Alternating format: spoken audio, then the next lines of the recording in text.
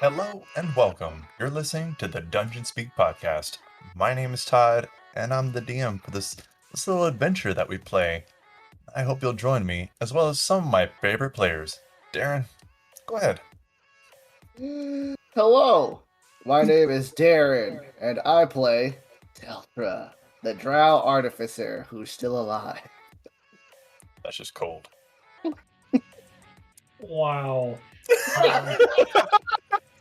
Do you want to switch spots with Brittany right now, Steven? Maybe? I don't know. I am Steven, and I am playing the Dragonborn that failed all 3 death saves. Harris. We brought that backup character, right? You know what? I'll send you a message. Brittany, go ahead. Oh man. Hi, my name is Brittany, and I'm playing Laurel, the half-elf paladin werewolf who is currently face down in the dirt. Hello, my name is Becca, and I play Mavari, who is also face down in the dirt. Hi, I'm Miranda. I play Naskita, the tiefling rogue warlock who has a bunch of arrows sticking out of her, also face down in that dirt. Oh, she's face up. You're good. Oh, okay, sorry. Face up. My bad.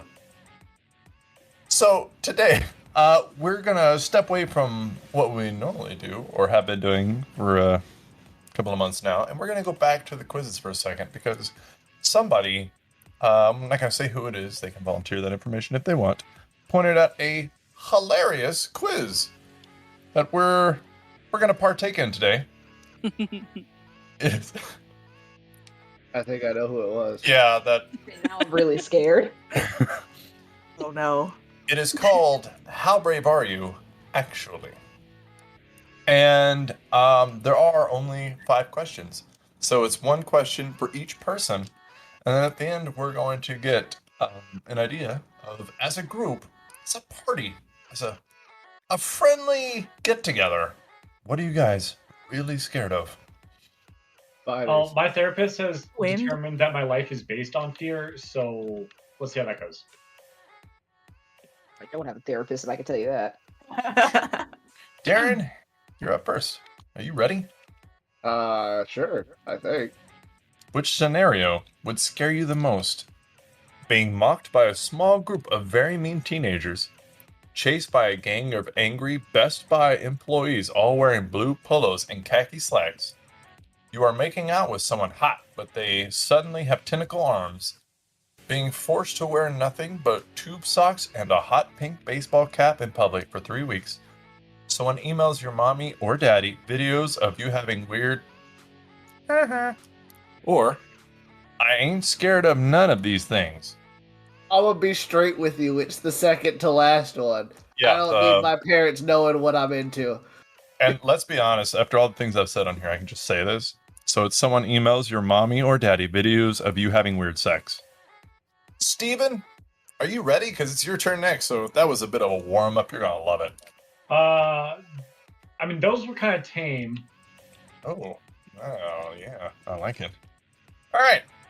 Which situation would freak you out the most? Standing on the edge of the roof of a very tall building, being forced to stare at the blinking ... on your phone as you wait for a text from your crush for 24 hours straight, being trapped in an elevator with a hungry grizzly bear wearing the blue polo and khaki slacks of a Best Buy employee, getting framed for selling crystal meth to toddlers at a gibbery, having to eat daily at a deli that is strongly rumored to occasionally secretly serve human meat, or these things do not afraid me. Sorry, what was the second one? Being forced to stare at the blinking ... on your phone as you wait for a text from your crush for 24 hours straight. There was a bear. I'll take the bear. Yeah, that's pretty good because you died from that. Yeah, Choice, sir. that's what fear is supposed to be. The crystal meth one is probably my favorite. Brittany, What's up? are you ready? Sure. Which situation would frighten you the most? Getting trapped in a basement teeming with a wide variety of insects, having to do a TED Talk about your weirdest masturbatory fantasies, but the audience is entirely members of your family. Being dosed with both LSD and PCP without knowing it before going to a close friend's wedding, having all of your body hair shaved off against your will by sick freaks wearing blue polos and khaki slacks. What's with the Best Buy thing? I used to work at Best Buy. We're not that bad. Most Being sent by your boss or school principal to something called the bludgeon room. No way, I ain't scared of this stuff. You gotta do better to scare me, buddy. I'm gonna be honest, it was the TED Talk for me. Like, what the fuck? Now, I'm a very scaredy person. So all of these would terrify me in very different ways. But I do have to say, it would definitely be the TED Talk. Yeah. Like, a lot of my family is very conservative. just kill me. I would rather you just kill me. Yeah. I'll Stick say me in the room full of insects over that. I'm fine with the TED Talk one simply because I personally find masturbation to be gross. I don't like the cleanup process, so therefore it's gonna be super quick.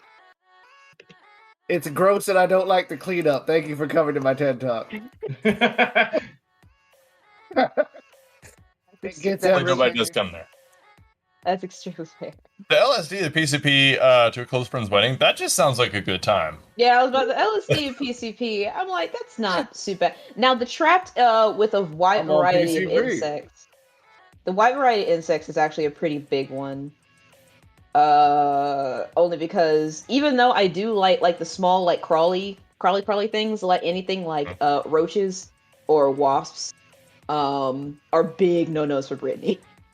I don't know what is Sarah about a knows wasp. that I'll crawl. I will claw through the drywall before I have do to what you gotta do. before I have to be stuck. Hey, Becca. Yeah. Hey, buddy. Are you ready? Yeah. Are you? No. All right, Becca. Which of these things would make you tremble in fear? Having your crush cruelly reject you and insist that you are so smelly on a live television broadcast viewed by millions of people. Being tossed into the deepest part of a lake full of spaghetti and tomato sauce. Waking up to discover you have been tattooed so it looks like you are wearing a blue polo and khaki slacks. Interesting. Finding out that there is a hugely viral meme with you making a very dumb-looking face. Getting locked in a cell with someone who has been genetically modified to look and talk exactly like Jar Jar Binks. And I ain't scared of no ghosts. I'm gonna be honest, these are all not that bad. Yeah, Jar Jar Binks is like kind of annoying, but that's Now, what it. would be funny is it being locked in a cell and to find out that you've been genetically modified to look like Jar Jar Yeah, Binks. that would be scary. But you could just choke the other dude. I'm gonna pick the lake one full of spaghetti and tomato sauce. So I don't think I could get out of that. That's a lot of carbs, yeah. You're right. I love that your instinct is to eat your way out rather than to swim. Num num num num. I don't think that's how you want to go out either. Are Drowning in there a lake meatballs of in this? marinara. Is it warm marinara? Because you might have to deal with some other problems like burns. Ooh, didn't think That's- about that one. Yeah, that's rough. That should burn. Concrete is actually a worse thing to drown in because you'll die of overheating before drowning since concrete heats up while it's solidifying. Like cures. Oh, God. I was gonna say, think of Pompeii, right? I mean, Pompey, that was hot to start off with. Pretty much. I What? bought a shirt at a museum, and I love it to death, but it shrank, so I cried a little inside. But it said, "The floor's lava," and at the bottom it said everybody, Pompeii. Jesus. Yeah, it was so great. I want to buy another one, but I have to buy a size up this time. Now, technically, that was the other city, but I get the It was so great. I was like, that's morbid as fuck. So I wore it. Go ahead. I was gonna say my friend has a thing when he meets people he just met, where he'll ask them what substance they would prefer to drown in to gauge their personality. What the I fuck? love that. Oh my god. Of the list of substances I'd want to drown in the least, Garfuccino has skyrocketed to the top. I don't know why, but malt, like ice cream malt, that popped into my head.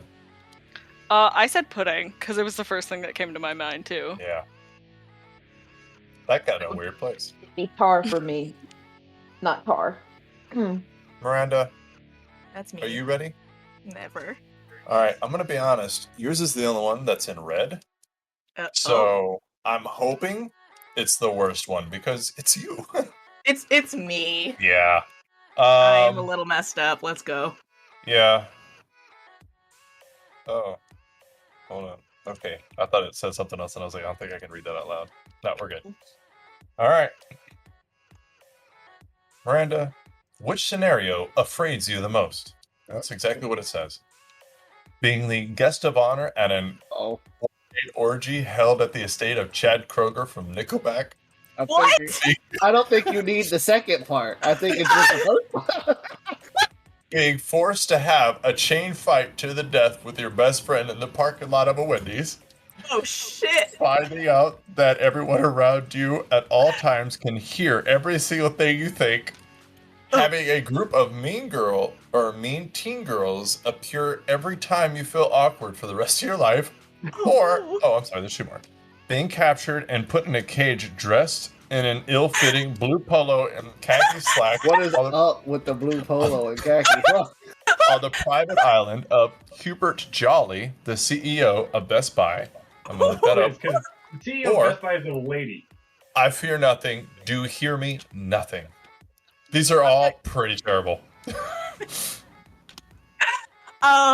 Well, the teenage girl one, I basically just live with that anyways because I work with a bunch of teenage girls, but the Nickelback one, the first one, that one... I feel like the Nickelback is the least scary part. No. It's the guest of honor at the orgy, I think. That's got her. I would just stand there and I would just cry. Well, I mean, some I don't people wanna are be into here. that. Someone please pick me up. I want to go home. I want my mommy. I'm lost. couple of questions, and I'll watch for red cards here. But when you're the guest of honor at an orgy, do you get free food? I think you are the food. Oh. Interesting. No, I've never been to one. Because I'm not a degenerate. Sure. But I don't think being the guest of honor is the thing that you want to be if that's not the place you want to be. That is, I think I'd be more afraid of everybody hearing every single thing that I think. Yeah, I but you wouldn't have just a say it job. out loud. Oh. Yeah. I hold back, believe it or not. See, I tend to talk out loud a lot, so I tend to say what's usually on my mind when there's something on my mind, and I don't even realize half the time that I said it out loud. I was like, oh, it's gotten me in Sometimes. trouble in my store a few times.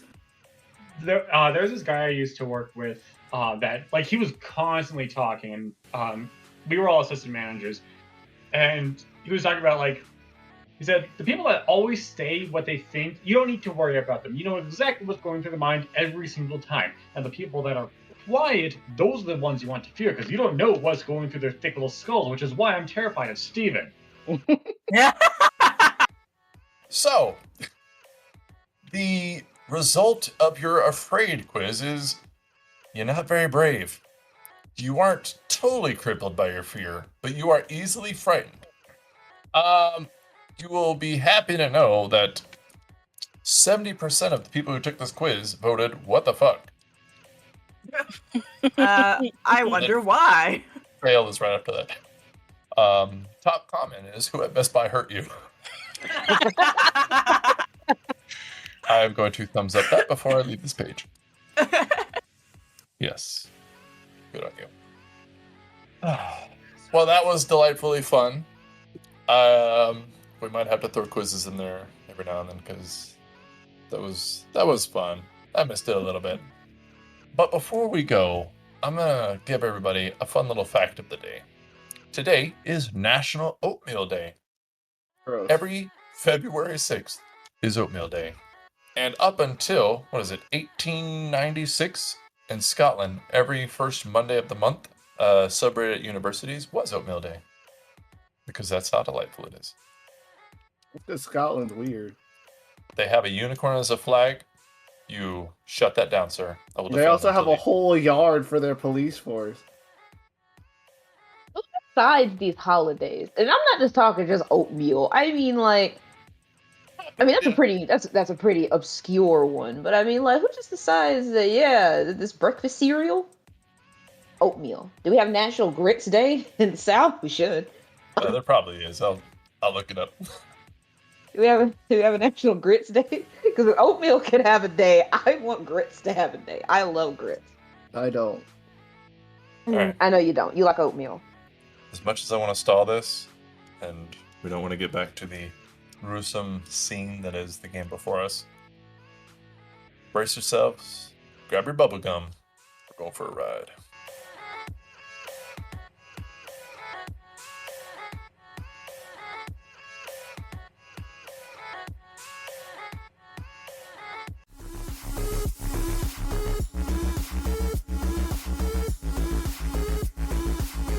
My name is Miranda, and you're listening to the Dungeon Speak podcast.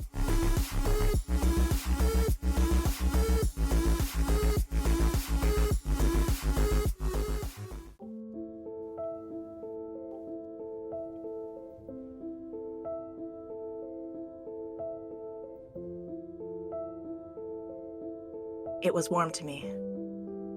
Everything around me was warm enough, even though it was a cold day in the city. I was bound to the statue of Junon as the flames surrounded the area, my flesh burning along with the malice that had overcome me. The bodies of the guild members strewn all over the ground from the massacre caused by my bloodied hands. But when I looked at my hands tied to that stone, they weren't mine. I turned away from them to see him, his arm outstretched before me with that same disappointment across his face. He was covered in blood and barely standing as he cast his magic from that damned book. This was his fault. I never asked for any of this to happen. My whole life was his fault. I was his puppet, his pawn, his toy to bring about a new world of magic. And for what? All of the lives I have taken? All of the lives that were taken from me? He wanted this new world to rule for himself, and I was his catalyst. But it was finally over. And I had won. He couldn't control it, and neither could I. I closed my eyes and let the darkness take over, my body feeling colder as the whispers of the dead were finally silenced. But there he was. It was his voice that spoke softly to me. Well done. Feel proud of what you've accomplished, but now is not the time for rest. Wake up, Niskita. I still need you. You have a job to do. My eyes opened as I sprung upright, feeling the pain from arrows digging into my body. Before you wake up, I want to imagine for a second that Karist and Niskita both go to somewhere familiar. Somewhere Niskita has been before.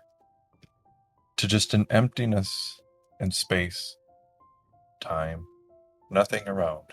No ground, no sky, no walls. No air to feel. Nothing but them seemingly standing there, staring at each other. The last time Niskita was here, she was dead. And then she had another life to live after that. But Karist, he was hit by some arrows. He saw a dirty-looking human shoot an arrow. Then he blinked, and he was staring at Niskita in this dark place, void of anything but the two of you. Well, welcome to home sweet home, I guess. I do not understand. I died in battle. I should be in Valhalla. Well, you're here, so do what you will. This makes no sense. I was saved. I had purpose, but then now this. Okay, yelling is not gonna solve anything right now. Just take a deep breath with me, okay? Just And why not?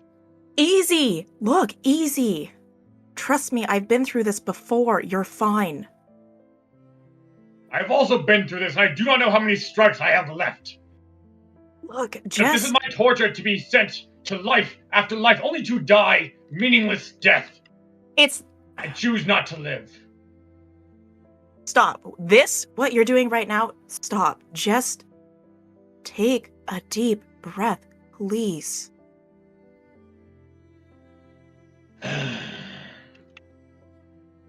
You feel better? No. Of course. I'm gonna start kind of just pacing a little bit and just see if I can see potentially anything. Your hair is standing up, by the way, Oh, lovely. from the sheer static. I will try to like calm it down, but it's that awkward moment if it's like sticking to my hands, and at one point I just give up and just.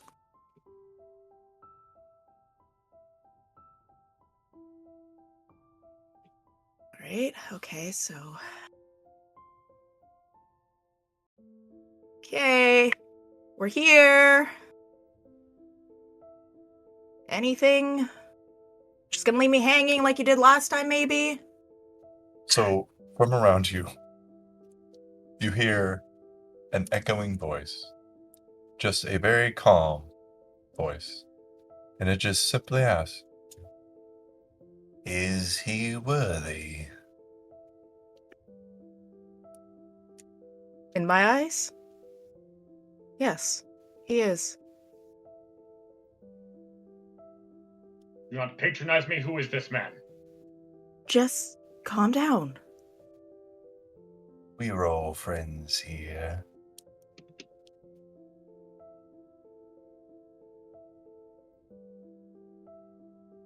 So, how's it going? Long time no see. Last time I saw you was, you know. It would appear we're out of time. And Karis, you feel a sudden jolt through your body, as if your lightning breath was going through you. Me? Yes. Okay. Well, not Stephen, but Karis. I know what people feel. Thank you. We're here for the lulz. So, away from there, far below the surface of the world, 3 titans walk slowly.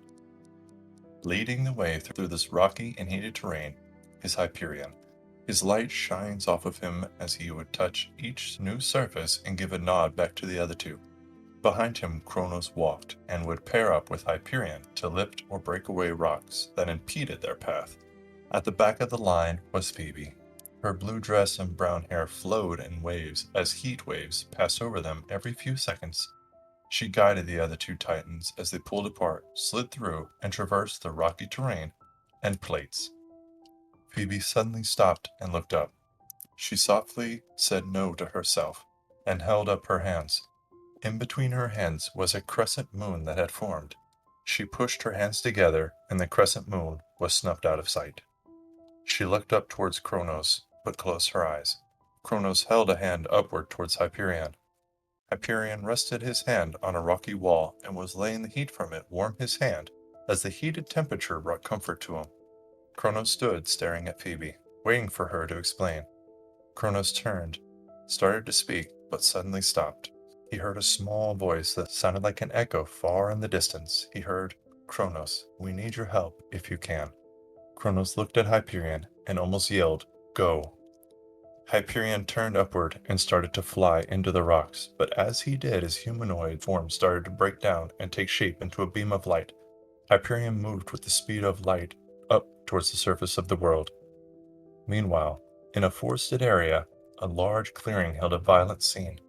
Far to one side on the ground, in full plate armor, on her side, eyes closed, and the symbol of Torm falling loosely across her body, was the werewolf form of Laurel.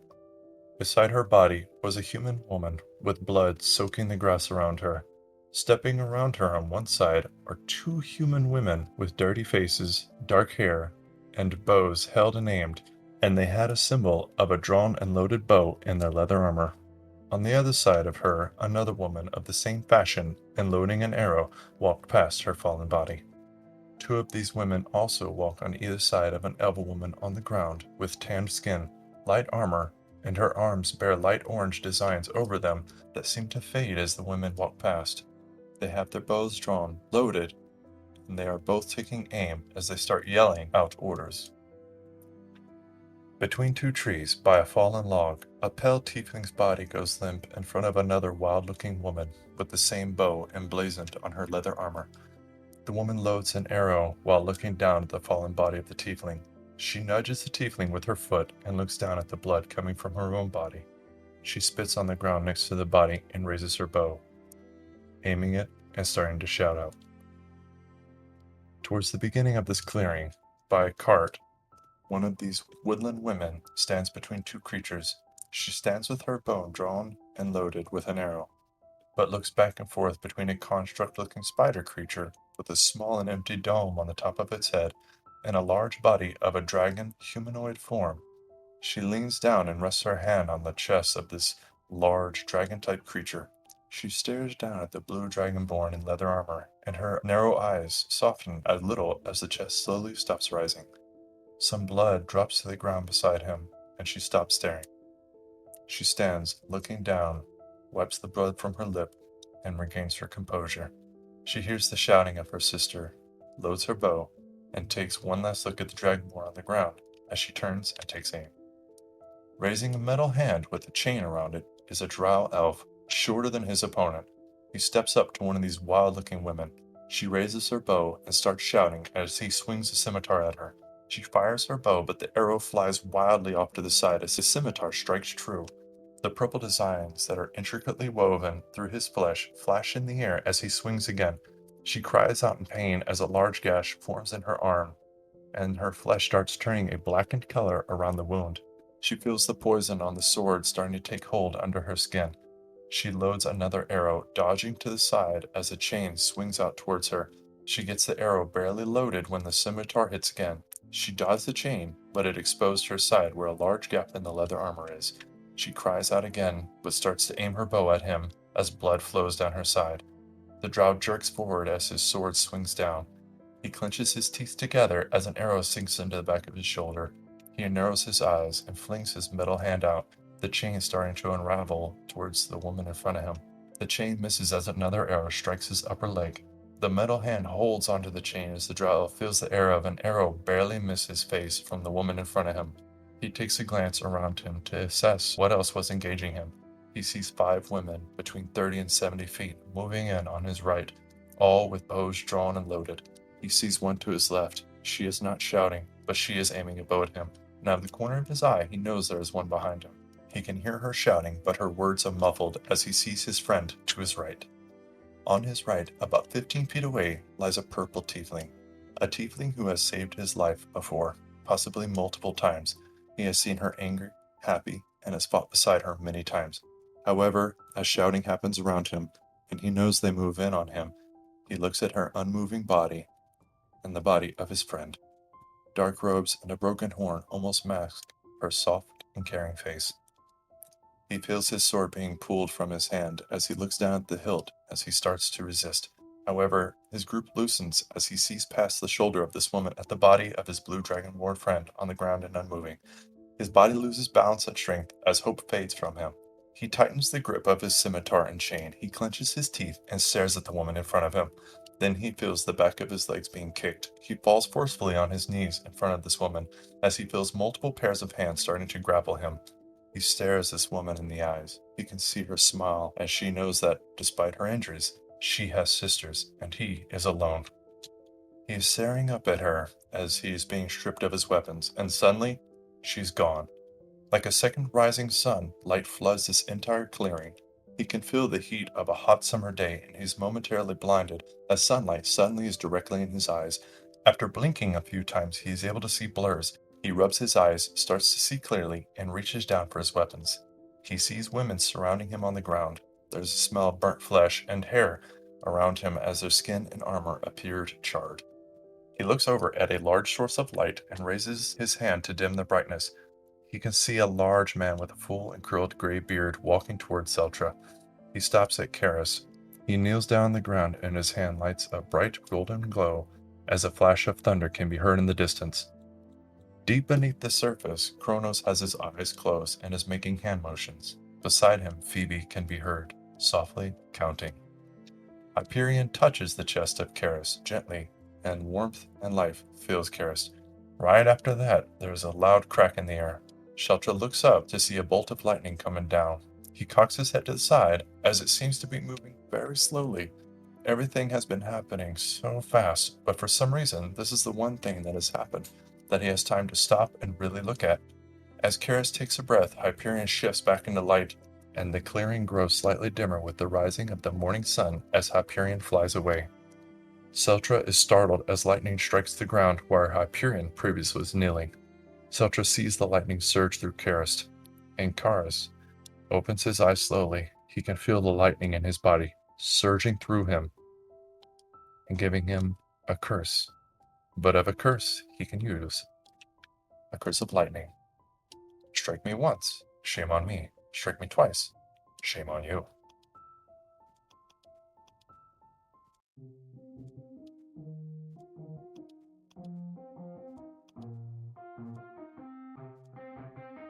And Karis, this lightning, as your eyes shoot open, will stay with you. And I would like you to add Curse of Zeus to your character sheet. And any attack, unarmed or not, will add 1d4 lightning damage. And you gain lightning resistance. It's called a curse because in the future it could go either way. But Seltra, you are armed, freed, and you're staring at Karis, starting to stir. But everybody else is laying on the ground. Does Seltra have a way of reviving anybody? If they are not dead, I can use Cure Wounds to stabilize them. Do you want to do that?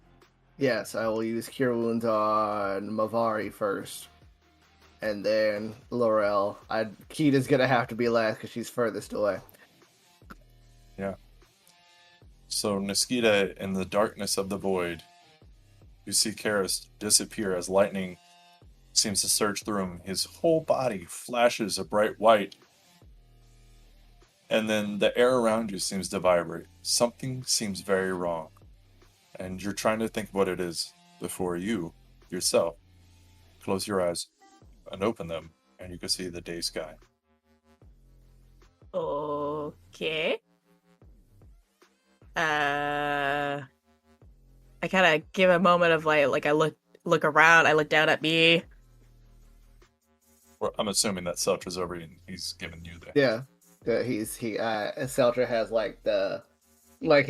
his electro hand or his robot hand is kind of like open and it's like on your chest and it's like you feel like a shock as your heart starts back up.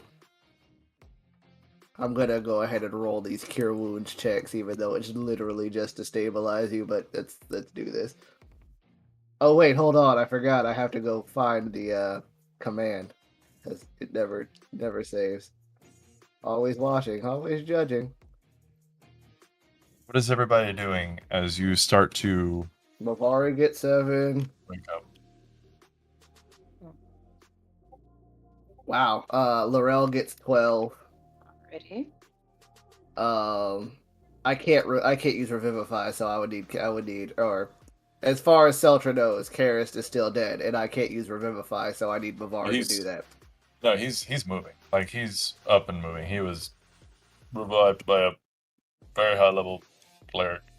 Okay. So I'll throw one on him too. Yeah. Karis gets 11. And Kita gets 14. What about Razmi? That is also true. I'm She using did. all of my spell slots. Hold on. It's fine, though. Raspy gets 16. Nice. Hey. All but one. Alright. So Seltra is over you, and he just kind of like shocks you back to consciousness with his robot hand. His metal skin. What the hell? Get away from me. Okay. I'm not gonna be smart. You almost died. Yeah, you make it sound like it's a bad thing. Ugh. Well, it's only happened to me once, and I didn't really like it, so. But are you good? Do you need help? I think Let's see I'm... if she does. Can you roll a Constitution saving throw? Yeah, I can. Do you know what it's Saving. for? Maybe? Yeah, you do. Yeah, I know. It's fine. Constitution saving throw. As Constitution... Niskita sits up, this arrow pierced through her side. I got an 18. Yeah, you're fine. Okay. It's fine.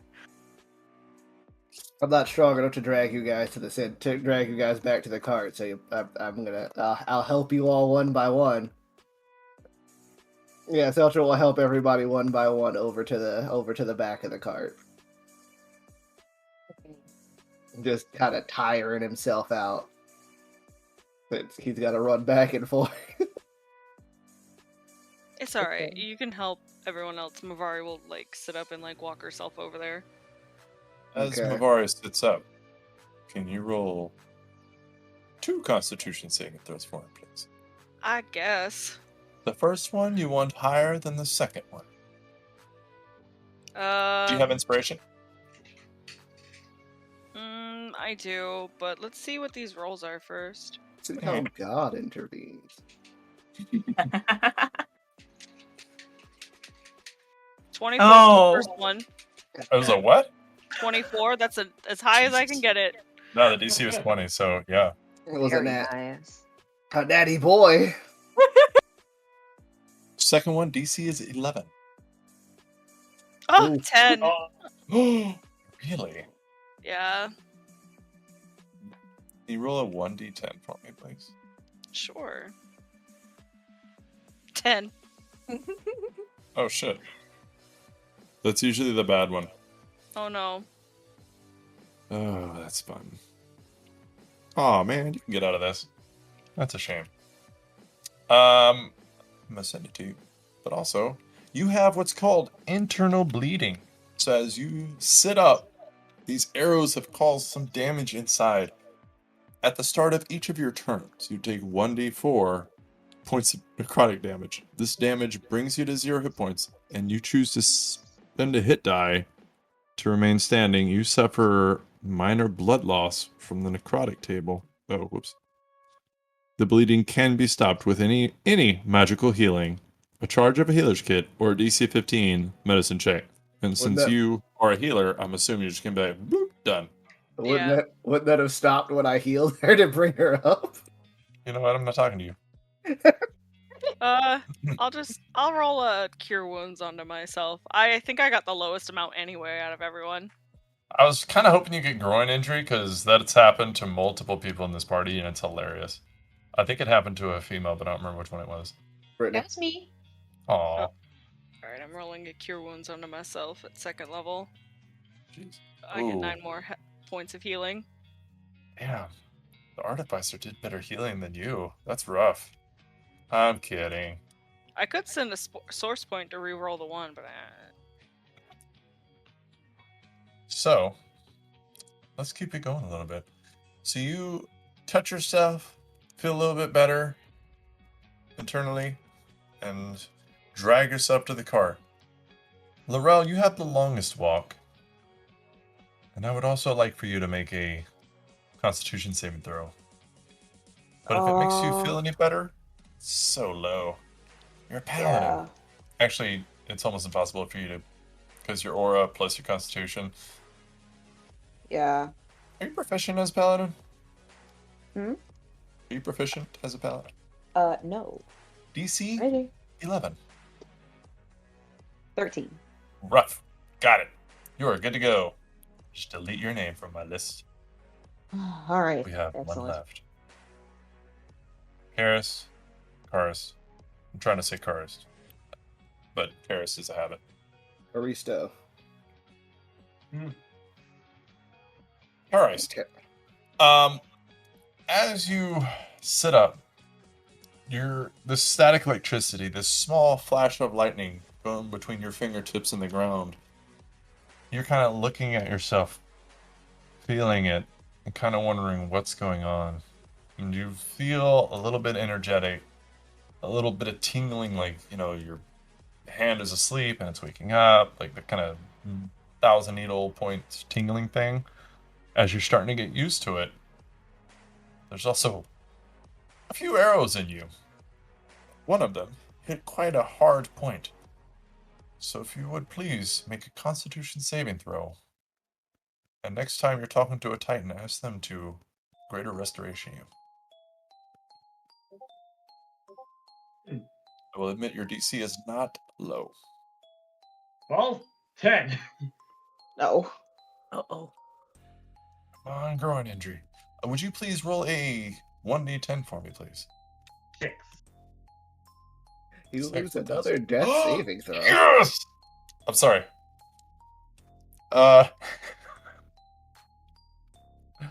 Oh, dreams do come true.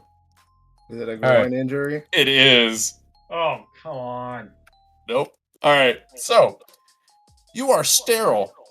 You have disadvantage on attack rolls and ability checks.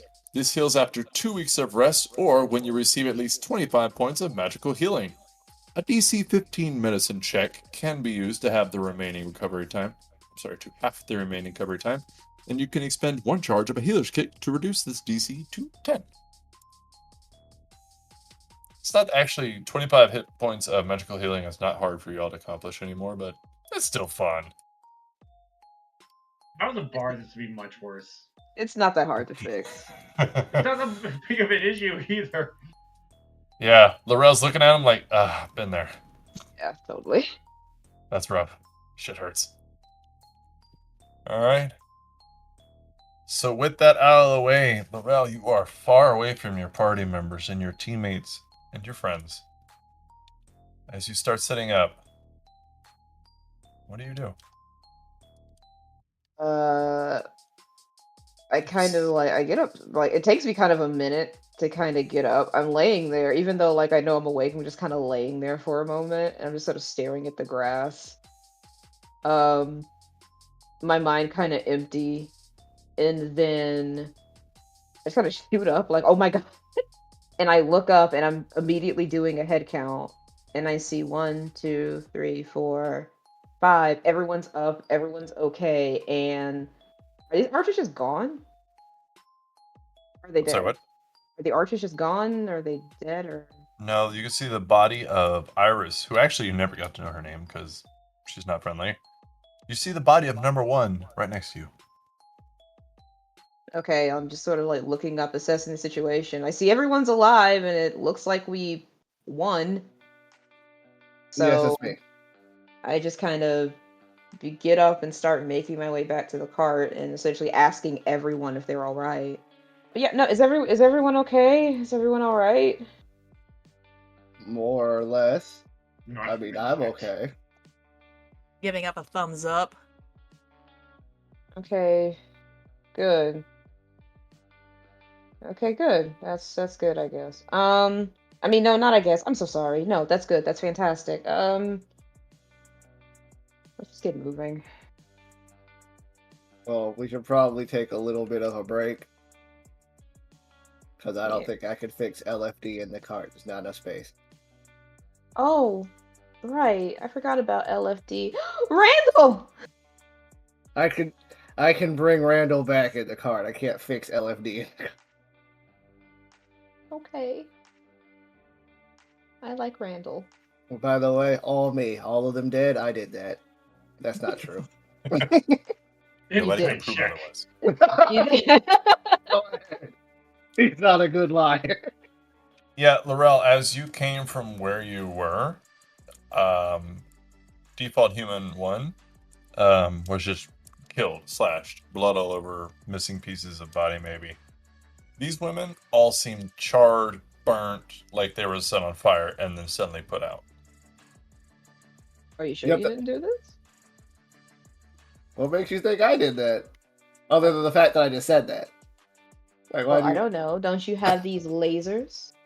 I mean, yes, I can. Okay, I do know what a laser is, and I can do some laser stuff, but I haven't exactly shot a laser beam yet.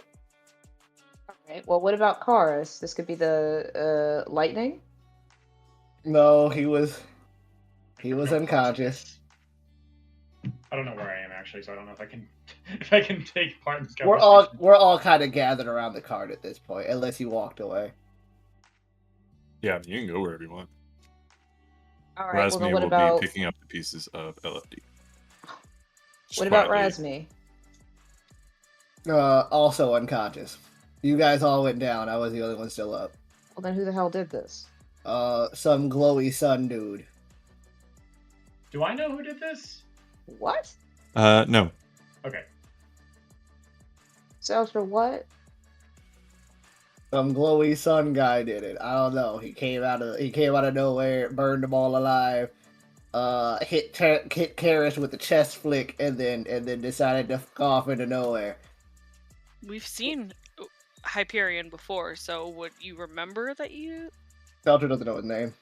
Yeah, Was he's it the same guy intelligent, we've so he'd seen? remember him. He'd remember him, but he doesn't know his name. So yeah. he just showed up, torched all of these people, and then just left. Oh yeah, then Karis got struck by lightning. That one What? doesn't seem like it was his thing. What? Cars, are you alright? We've seen Karis get struck by lightning before. You're Well, alright though, right? I don't want to assume that you're okay just because we've seen it happen before. Given another debt, I choose not to speak of it. Sorry? Just leave him alone for the time being. Okay. Alright, but everyone is more or less fine. We are alive. We are alive. We are together. We can continue. Okay. Alright. That's good. That's good. I'm still concerned about this glowy sun dude you speak of, but... We saw him before. He was following us in that cave. The Dragon's Cave? Did Yeah. he introduce himself? He did not. I can't remember if he told us his name while we were in the cave.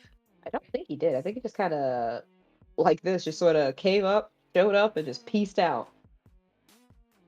I think he did introduce himself, because I remember he said he was related to Phoebe. Yeah, Yeah. I think he did. I So must have trash memory. Movari would remember him, so Hyperion. If that's what he wants to call himself. Well, that was very nice of him to do. That's a phrase you could use. Left. Wait, what happened, Mavari? He just left. He didn't explain anything. Oh. Didn't even say hi. Indeed. I mean, I guess we're all alive now, so I guess it doesn't really matter as to whether or not, like, you know, he whether he showed up and said anything. We're all okay, for the most part, so that's good. That's good. I lean on the metal bear. I'm going to sit around if we are short resting, because it takes a short rest and a spell slot to fix LFD. Otherwise, I have to wait for a long rest. I'm So- perfectly fine with a short rest. All right, there Razmi goes. is being very quiet, but assisting you in any way she can. All right, so I will short rest, fix LFD, and then use some hit dice to heal myself. Oh, okay. I have all my hit dice. If anybody has any wounds that they need looked over, I can help. everybody. You might want to check out Karis. He doesn't look all that great. I don't Yeah, know he how can to use bring this 25 up, hit points. honestly. Hmm? I don't know how to bring this up. That's why I brought it up, because I was like, if there's a wound, Mavari can help, but you got I as Steven know how to bring this up. I as Cars don't. Karis just looks down. Help. Help. Sorry. I will deal with it on my own. Let's put it that way. deal with it on your own. Got it. Well, I don't think we have a healer's kit. I can still make a medicine check. That's true. But I mean, I was gonna say like, if we had a healer's kit, he could do some self-repair. But I'm not exactly making any potions at the moment, so if you want to take the herbalism kit. I can't because I'm already doing something with my short rest. That's right. I was checking. I know I don't have a healer's kit either. I sometimes I forget what's in my inventory, so We're gonna need to. Soldiers, we're gonna need to work on getting ourselves some more supplies. I thought we had enough, but I mean, I my guess. God, What I do? me. I miss you, Robin. I still have his good berry. 13 of those things. I Aww. miss Do you, those have Robin. expiration dates? I feel like those do expire. They do. They're no longer magical after 24 hours, so they can't heal after 24 hours. But it doesn't say they go away. I'd be like, there's still some nasty, moldy berries in my pocket, which I'm like, ew. Just like squished up. That doesn't change the fact that I started like, digging They're the cutting nasty out. berry. Sorry, I can't get excited. I forgot. I started digging the nasty berries out of my pocket. Never mind then. Ignore me. All right. Wait, no, don't ignore me. I have magical healing. RS. RS. Well, oh, me? No. He's just. Okay. Did you say no? I said, oh, because she was cutting out as she was saying cars, but he is sitting with his hands promiscuously in his lap. RS. I'm not going to say anything. I'm just going to ask, would you like some healing? Persistence is not needed at this time. Thank you. As I cast healing word on myself. Are you? I will drink from the chalice that spawned out of the void. Okay, Karis, because I'm just saying, I've been there. Okay, so this is, I've been there. So if you need some healing, I can help, but I'll just let me know. Just let me know. I'm here whenever you need me. Okay. I will.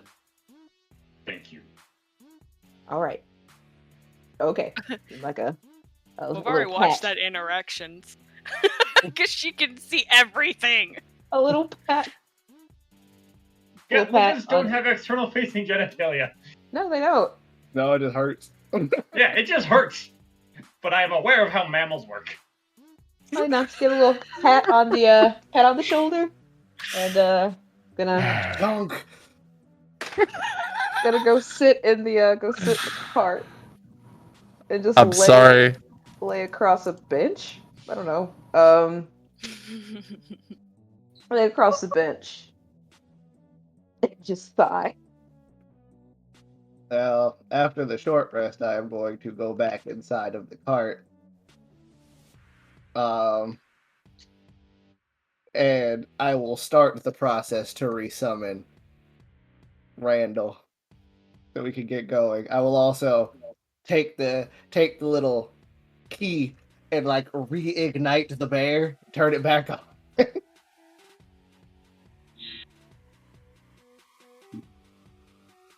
Now that LFD is functional again, we should be able, he should be able to guide it. Excellent.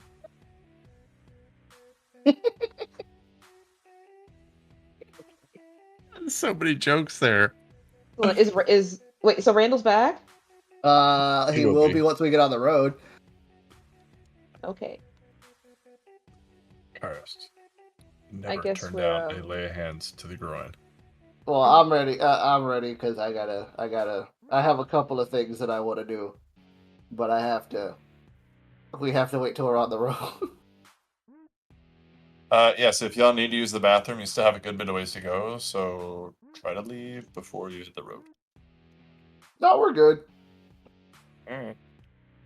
There's a little porta potty in the. No, I'm kidding. Oh yeah. So are y'all ready to head out? Yep. So, you still have 50 miles to go, going all around the southern side of this mountain before you get to the mountain pass town that you were told about. Is there anything you would like to do while on this journey in the cart? Staying at the base of the mountains will actually keep you out of the eye of a lot of things. You're not in a popular area, so there will be not really any demon problems. There might be some roaming ones, but none that are out in the open and that you know about. And you don't see any creatures yet. Although you can assume that deep in the mountains there might be some. As we are traveling, depending on how long it takes us to go 50 miles, after Randall has been summoned, Seltra will then detach his arm, take out. Where is this thing?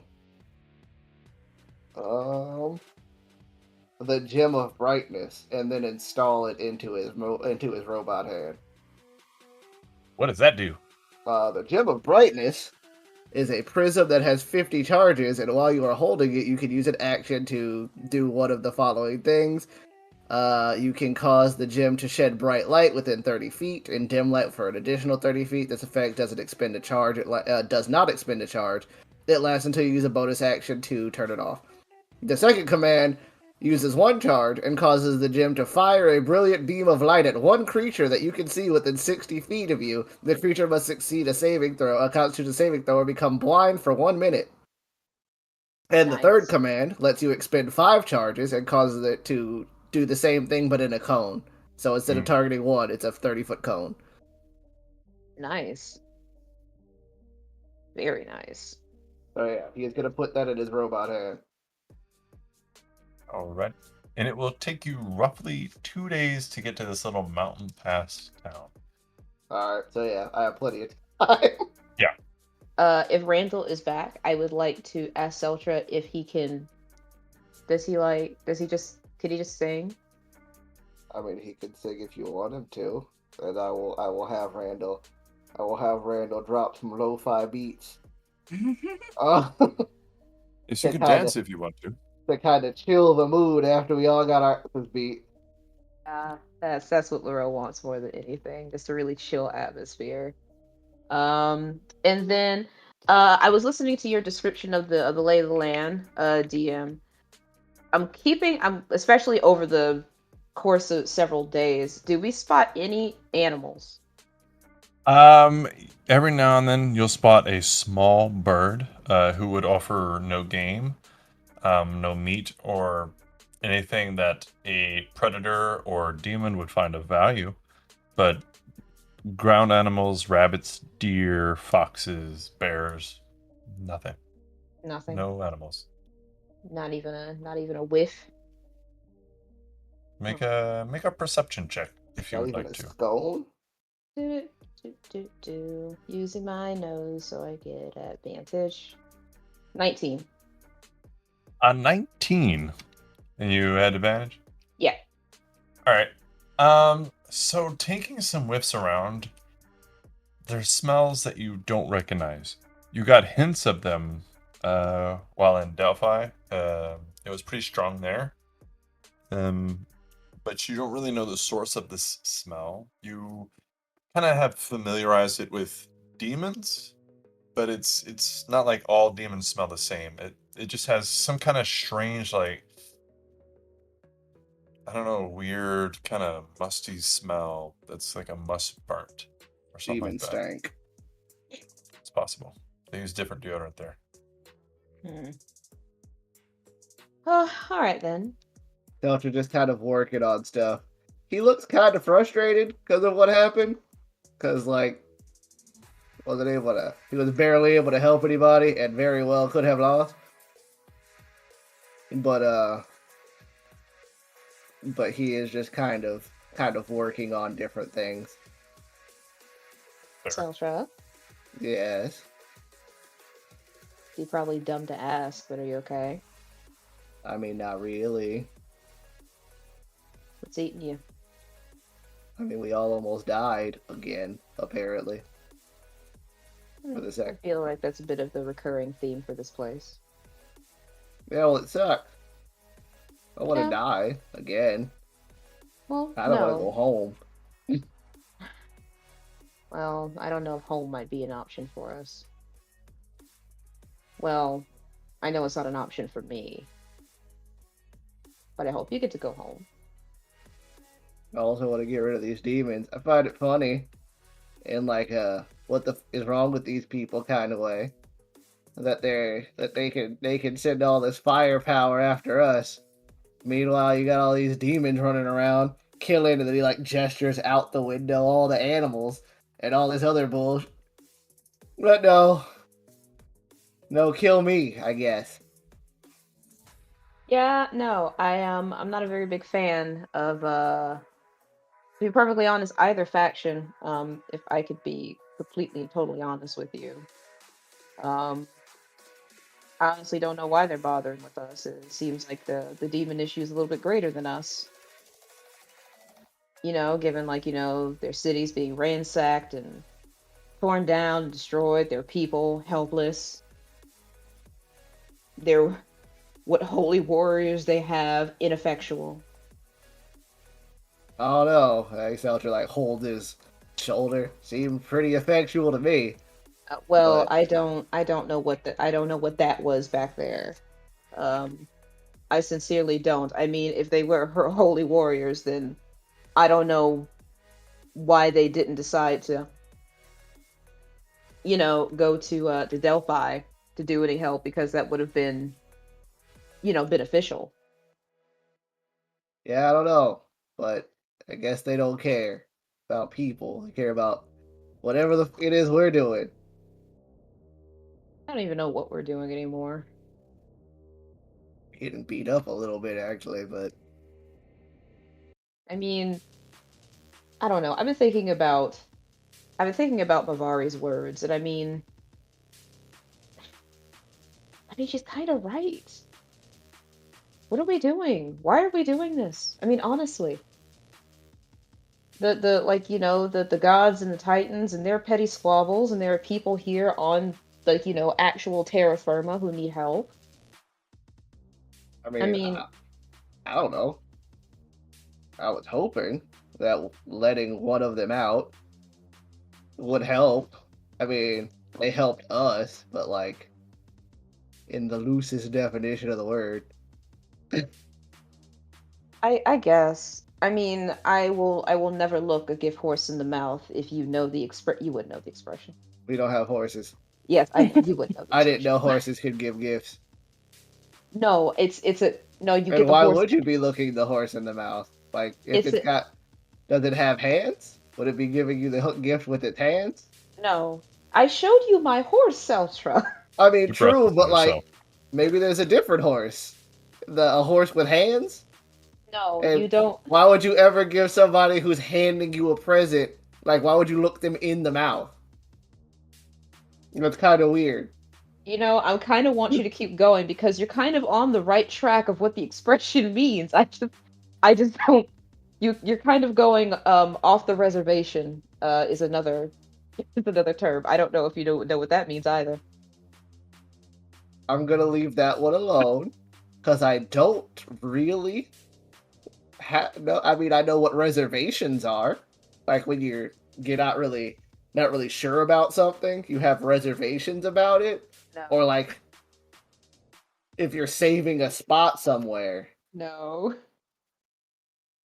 then I don't know what you're talking about. It's, you know what, when when we find someplace actually like, safe, which I don't know if that's ever going to be the case. You and me are I'm going to tell you a lot about, figures of speech that you might be interested in. You haven't written Now, when down you a whole say lot. figures of speech, do you mean like an act? I'm kidding. I know what a figure of speech is. Okay, because I was about to give you some serious like post Mavari vibe. Like a really post Mavari look, Celtra. I'm not going to lie. No, I know what a figure of speech is. Okay, I excellent. just don't know a lot about your figures of speech. No, that's very fair, very true. I'm just saying that I They noticed that seem to have a lot of your horses in them. Indeed, I love horses. Look, I just noticed that we're all kind of upset, and I don't really know what to do about it. And to be perfectly honest, I don't really feel useful. I mean, to be fair, none of us really do. Or rather, I'll look around because this is a small area, so we can all hear this conversation. Or it's not a massive area. I don't know. I won't say none of us feel useful, but like none of us were really shining in that fight, if that makes any sense. But I don't shine really in any fight. When the chips are down, I'm generally the first one to, go face down, and it's not a very good feeling, especially when all I want to do is protect the people. That's all I want at this point. I mean, obviously, like Torm is a very big component of why I keep going, but I also want to keep going for you guys. Well, I appreciate it. I'm hoping I can make more stuff to help. Also, and then Seltra will throw his studded leather, his old one, at Niskita. Not like in her face, just kind of like toward her. Not being a douche right now. Right now. Niskita didn't do anything to earn his ire this time. Except get beat up, but like that's not something he get mad at her for. You might wanna buff up a little bit. You'll have to change now, I guess, because that'd be weird. Thanks, I guess. But it's better armor. Ah, Or it should be. right. Yeah, thanks. You're welcome. Also, thanks for healing me, by the way.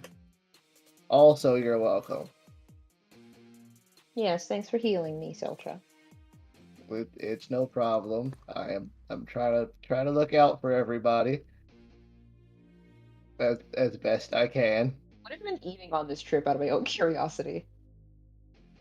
I think we did pack food. Seltra has been eating this bag of berries that sustain you for a day, but it only has 3 berries, which is why. Yeah, bag of berries. Okay, alright, cool. I've been trying not to be a glutton, if that's the case. Well, My tummy has Paris been- is pretty good at foraging. Probably, yeah. Y'all could stop and you could find vegetables to eat, but Laurel might not be very happy. No. I mean, we could have taken those bodies and eaten them bitches, but Or looted them. that's true. Oh.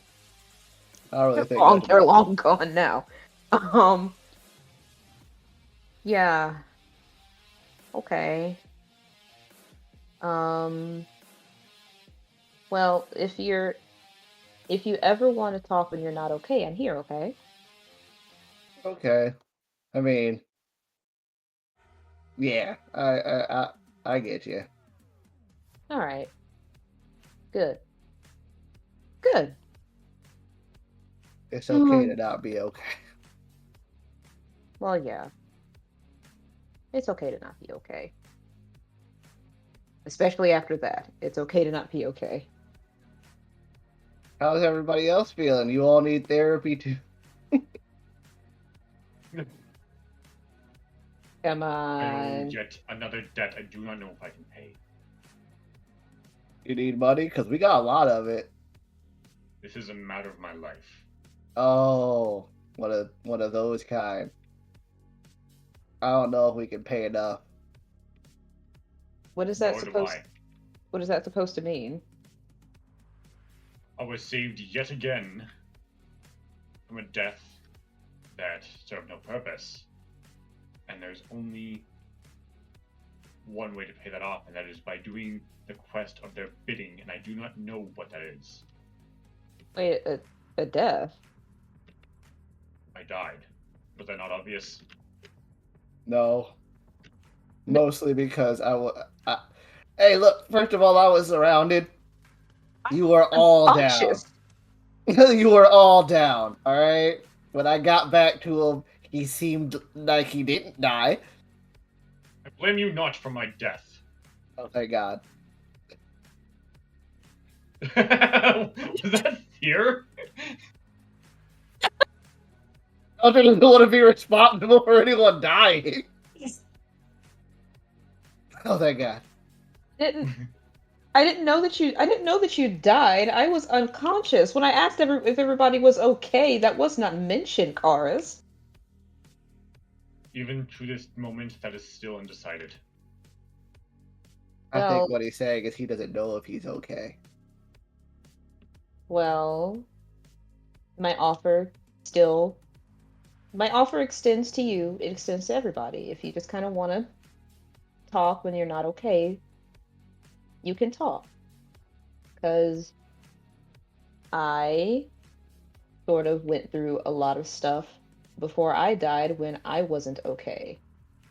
And something tells me that if I had just tried to talk to somebody as opposed to handling it myself, I wouldn't be here. So, if anybody wants to talk when they're not okay, I'm here to listen. No matter what it might be. And I glance over at Mavari and Kita. No matter what it might be. I find it very strange that death has not been able to hold any of us. I find that strange too. But it's not a theory that I want to test. It is a theory I have tested before. It doesn't As a seem theory, like I I'm a can subject say. of. Oh God. I haven't really had to experiment with that very often. Hashtag humble brag. But at the same, I mean, no, it's a theory that I don't want to test and a theory that I don't want to risk. Especially if dying here just means that we're going to start collecting debts to people. Possibly. feel like we'd run out of money sooner or later. No, not that debt. The other debt. I am curious.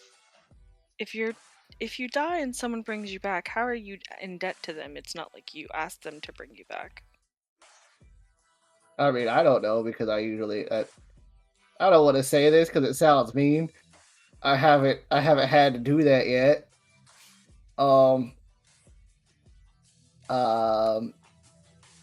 But my guess is that they did it. I mean, if it's strong enough to bring you back to life, maybe they don't really care if you agree to the terms. That is unknown. To It bring could someone back is to defy the will of the gods, and to do that requires effort and power, and they may likely need something in exchange. What if it's a god that brought you back? Ida just starts laughing. I do Like, not just. understand what you are saying. I'm sorry, Kita, is there something you would like to share with the class? Do you Just all like, hear? Do you not hear what you're saying? These are gods who are messing with. They don't care sometimes, if I not don't know all the what that time. means. Usually, well, in my experience, it's you are brought back to life because you have some grand purpose and some great meaning, and you have to get a job, but all you want is to be dead. I want to die. I just want to be gone. I don't want any of this right now. I'm done. Oh, so if a god brings you back to life, you have to work like a regular 9 to 5? Like Sure, no. That's what the debt is. You just gotta you gotta work in a department. I'm trying to figure out what kind of job Selcha would know about. He grew up in like a Jamaican hippie commune. He doesn't know what jobs are. Interesting way to describe it. Kita, is there something that you haven't been telling us? Do you No. have a job? I do. I need to go kill someone over some cheese. And Oh, right, the cheese immortality. Yeah. That was like a really weird reason to kill somebody, but I guess to each their own. If you kill I the don't cheesemaker, do you get to die? I don't know. If you kill the cheesemaker, who takes over his cheese factory? I don't know. It's Do not about you- the cheese. Are you are you sure that's what you want the end result to be if you have, for lack of a better word, repaid that debt? Or are you just done because you were not being left alone? Are you just done because this isn't your first rodeo and you just don't want to have this job no more?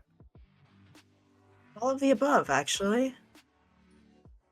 Or maybe you're just scared of the of the dark void of death. You haven't even been to the void, so how would you know? I mean, I don't know actually because I haven't. I woke up in a pretty hot place, and not like a good hot. It's more like the uncomfortable kind. I didn't even know that place existed, but I was right because they called it the underworld, and all we needed to do was find the stairs that led up. So I don't know. It feels like dying ain't all that bad. You can just Personally walk can't out of believe that there. he was correct. I personally can't believe that he was correct. I was just like, that's kind of dumb. But then he was proven right, and I said, well, I guess I'm the dumb one. It was actually mean- stairs down. Still though, it was stairs. Stairs. All we need to do is find the stairs. Done. But no, I don't know about any of that stuff because how would I? First of all, as far as I know, dying isn't something you want to keep doing. Feels like a one and done kind of thing.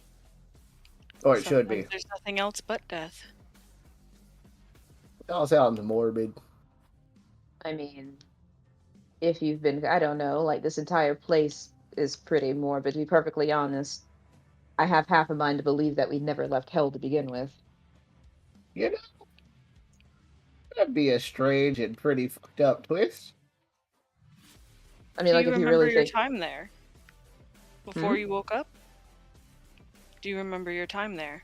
No, no, I was strapped to a table, yes, and this, and he gestures to his robot arm. yep.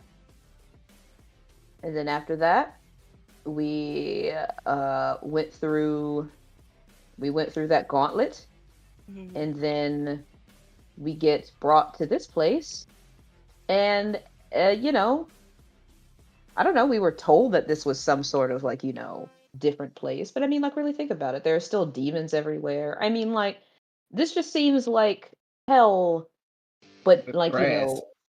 yeah, but with grass. Like hell, but with grass. I mean, think about it. I mean, like, people are still getting tortured, demons are still everywhere, and I mean, sure, one could say that, like, the gods and the titans might throw a wrench in that theory, but I mean, who's to say? You know? Which is why I don't know. Your words have been kind of bugging me, Mavari, about trust and why we're doing this. Oh, Yes. I posed the question to Selger, why are we doing this? I mean, I've been told that if I do this, then, like, what worlds, get connected and I'm able to speak to Torm again, but I mean, who's to say? What proof do I have of that? It's been nothing but just a journey of nothing but pain and suffering and watching other people die, of me being not to do anything about it, of demons and grass. And the Or we got only, trees now. well, yes, Let's we have trees, but I mean, like, spice it up. the only positive experience that I've had this entire time are you people. And I'm terrified of you people being taken away from me. What does it mean to be taken away if we're only transferred somewhere else? Or what if we can't go there? Exactly. What? What if next time we all get sent somewhere and we can't find each other? Then what? What if we get sent to each other's worlds, but the other person isn't there? And we don't know what's going on? I know Karist would hate it where I'm from. I would want to go to your world. I volunteer to go to your world, Seltzer. So Karis doesn't have to deal with it. I know you don't like machines, and there are a lot of them. Some of them are pretty gnarly. Are you hoping to go home at some point? I would very much like to. Very much not like to. No. I See, also would not like to go. I mean, but you guys can all come live with me, except Karist if he doesn't want to. I mean, you don't have to leave the house, so like you don't have to be near any of the machines. It'd be really cool if you could come live where I live. If you don't want to go home. You all speak as if this is our first life, our first world. I left behind an apprentice, a city that took me in. I left behind my family. I mean, so did I. That's why I want to go home. I'm pretty sure my mom's very worried about me. Yes, I lived with my mom.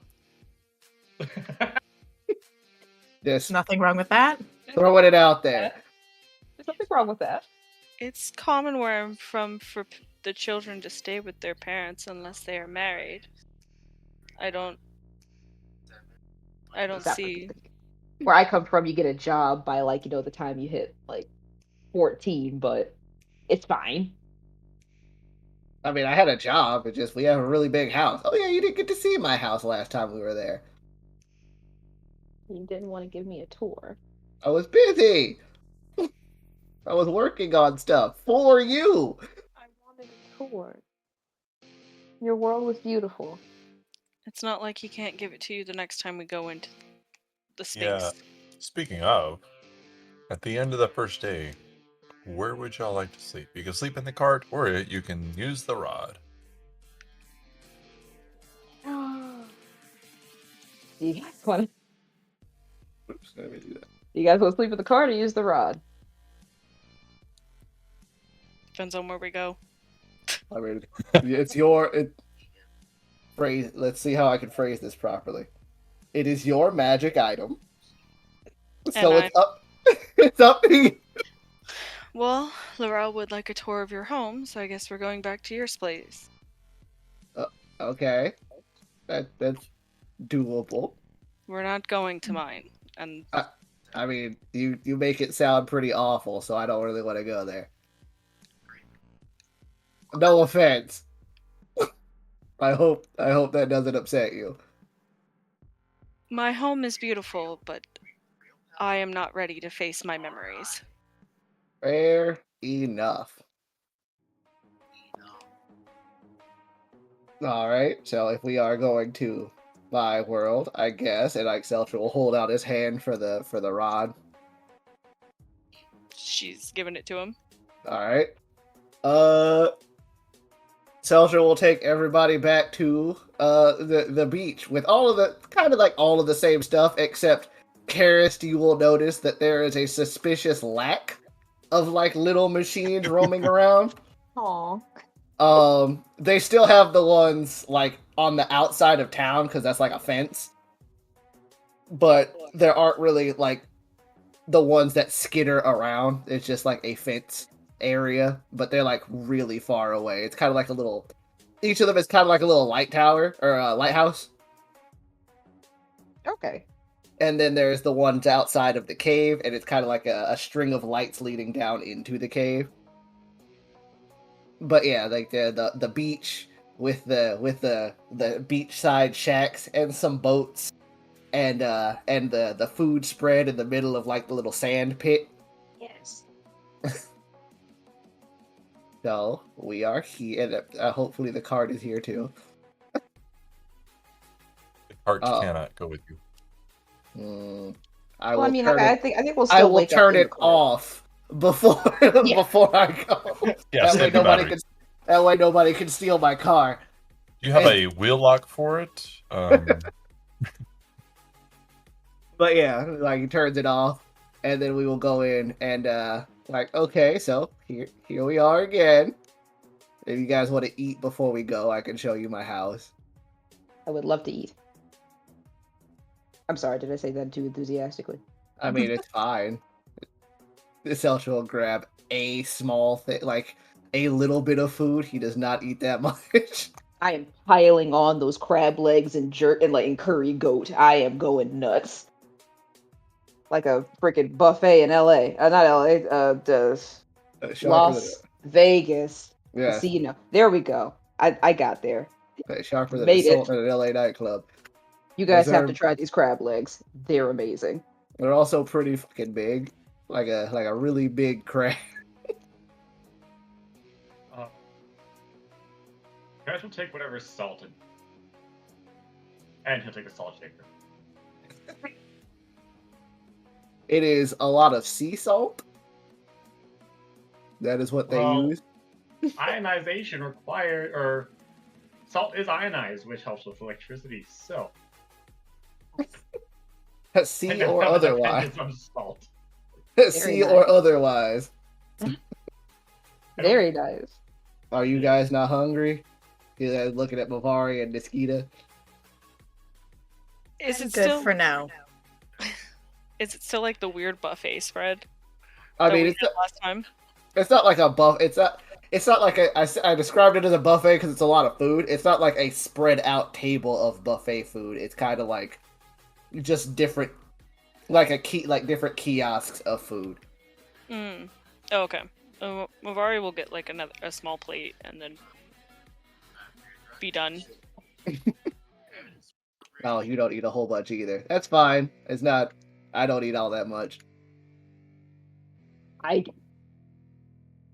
And then Seltra will take you guys down, down into the cave, and fortunately for Karish, there are lights, because it goes down pretty far into like this, like at first it seems like we're just going straight, but you notice that there is a long incline, and it goes down for about 2 miles of walking before you come out into like this large city. Yeah, it comes out to like this large city with like these you can hear like water pouring in from like a waterfall off to the side. And then there is the houses. How do I describe this for people for people who don't live in Florida? Thankfully. I mean, I used to live in Florida. I liked it. Anyway, it's fine. But yeah, the houses are like these large spired structures, but they kind of have like, instead of like connecting all the way to the top, they're sort of flattened at the top, and they have like shingled roofs, and they kind of expand outward, kind of like a pagoda. And then, but they are very wide, and Teltra will take you through the city and just kind of like point you and like, this is where this person lives, and this is where this person lives, and this is where we do this kind of stuff, and like this is where we make clothes. Don't go over there. That's the spider hole.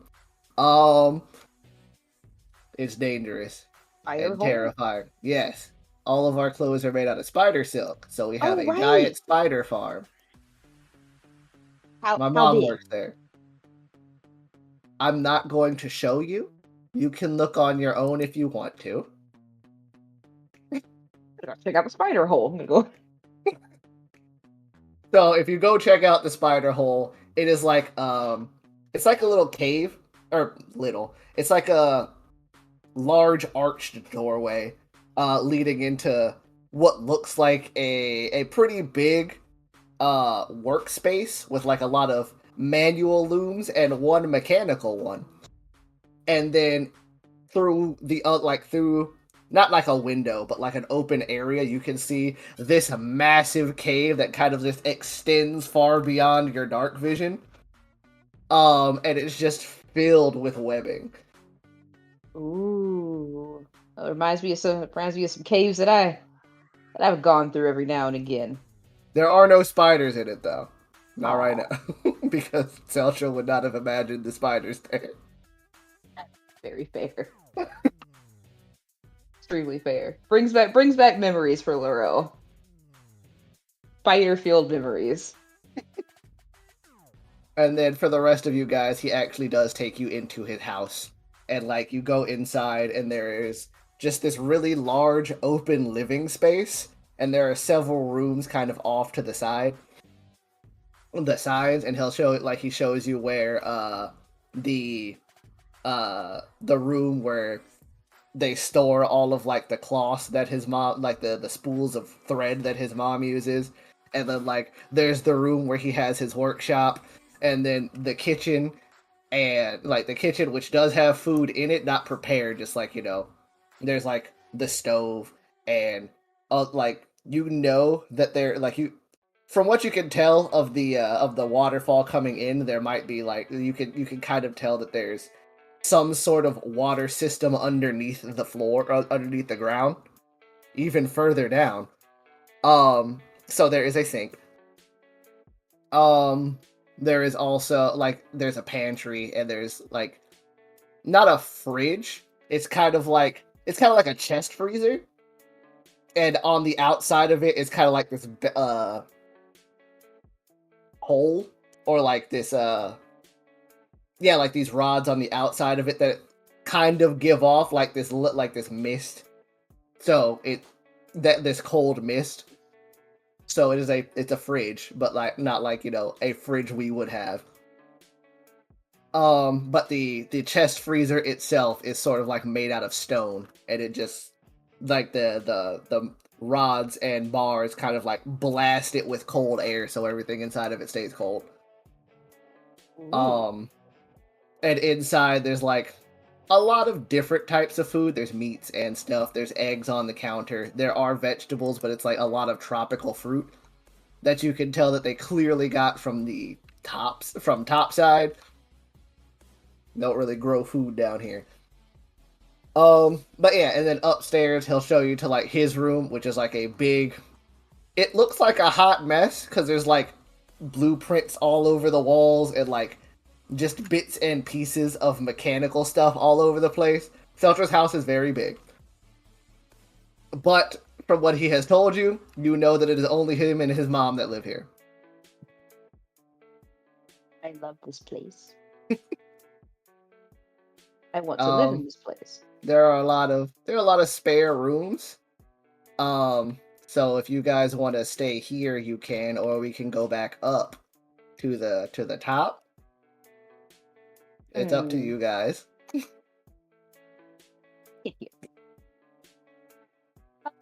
Stay down here. Huh? I said I'll stay down here. Okay. I mean, what I about don't the know rest about of you the- guys? Do you want to stay on the beach, or do you want to stay here? I'll stay here. I'll also Okay. stay here. I'm starting to feel Wish. like they. I wish to stay here as well. Okay. And don't worry, if you stay in any of the other rooms on that side of the house, there aren't any of my experiments in there. Experiments. Stuff I've made. They're not over there. Ah. Is Just it don't go anything in- like the bear? Not as big. Don't go in my mom's room. That's weird. Well, no, that is weird. Why would why would I do that? Not you, just in general. That's weird. But yeah. I just start poking around, exploring stuff, because at this point, Laurel she's just like, no, I wanna get the full picture. Yeah, if you go around, you will see, like, tiny mock-ups and blueprints of things that he has made. There are also, like, sketches and blueprints of stuff he's heard about throughout the world, because I believe he's told you guys that when he died was the first time he ever left his house. So, so these are all things he's heard about, and some of them look like some of the machines look kind of like dinosaurs. I don't know. I wouldn't know what that was. Yeah. Yeah, I mean, you would know what they look like because they're very clearly based off of something. But they are, think of a mishmash of what's it called? Like Horizon robots with like the Guardian designs, and that like all of them have like the single eye like a Guardian. There are also like giant spider machines, spider looking machines. They look like a bigger, more menacing LFDs. Ooh. He has like small ones made. They look like they look like the big ones, but they are like small practice LFDs. I pick one up. I take it. But yeah, this is just and then like the rest of the house just kind of has like, there are guest rooms. There's also storage rooms, and if you guys look around, you will see pictures of Seltra, see pictures of his mom, and you will see pictures of them together, and then pictures of somebody of them with someone else, who does not look like a drow. He looks like a different kind of elf. Oh. Is that your dad? Yeah. I've only met him a couple of times. Oh, he doesn't. Is he like a busy dad or a? He's a sailor, I guess. Like he's like a merchant guy. He travels a lot, so I only see him a couple times. Oh, it's a noble profession. But yeah, he's not from here. I don't think. He's a different kind of one of us. You can also tell, like, so from the pictures that you see of Seltra's mom, the markings on her body are green, and the markings on his dad's body are purple. I just assume it's a genetic thing. So I don't ask any questions about that. And then I will kind of lead you, and it's kind of like a big, like the bathroom is kind of like, it's a big open space, and then there's like a large stone like staircase that kind of goes into this pool of water. It's it looks almost like a public bath, but it's way smaller. So it looks like it can fit a couple of people in there. There is also sort of like this. There's also a standing shower. So like a walk-in shower.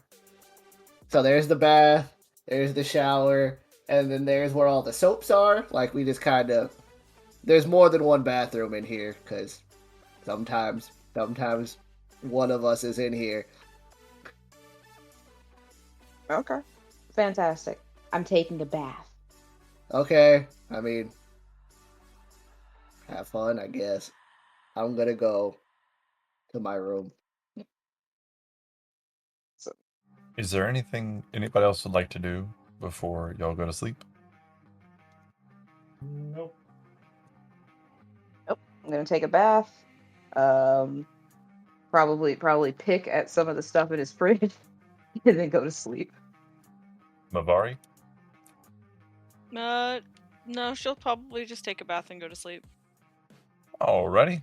And Niskita. I had something and then my train of thought went out the window, so nope. Ooh, piece of candy. Ooh, piece of candy. Ooh, piece of candy. Ah, stranger. Yep. Basically. Gotcha. So everybody goes to sleep and gets a well-rested night. A night after a shitty day. Well, shitty morning. But then you just traveled kind of the rest of the way and it got a little easier. But as Niskita goes to sleep, she has a slightly disturbing dream. She has a dream of a woman who is standing on a pile of bones. But she has a crown on her head and a book open in her hand. And as Niskita is looking up at her, a tear starts to form in her arm. There seems to be swirling purple mist in the tear. And then it moves up to this woman and circles her, and the woman's throat opens up. And she just stands there, and her head starts to hang off her body. And then Niskita wakes up. So, you have a new day ahead of you.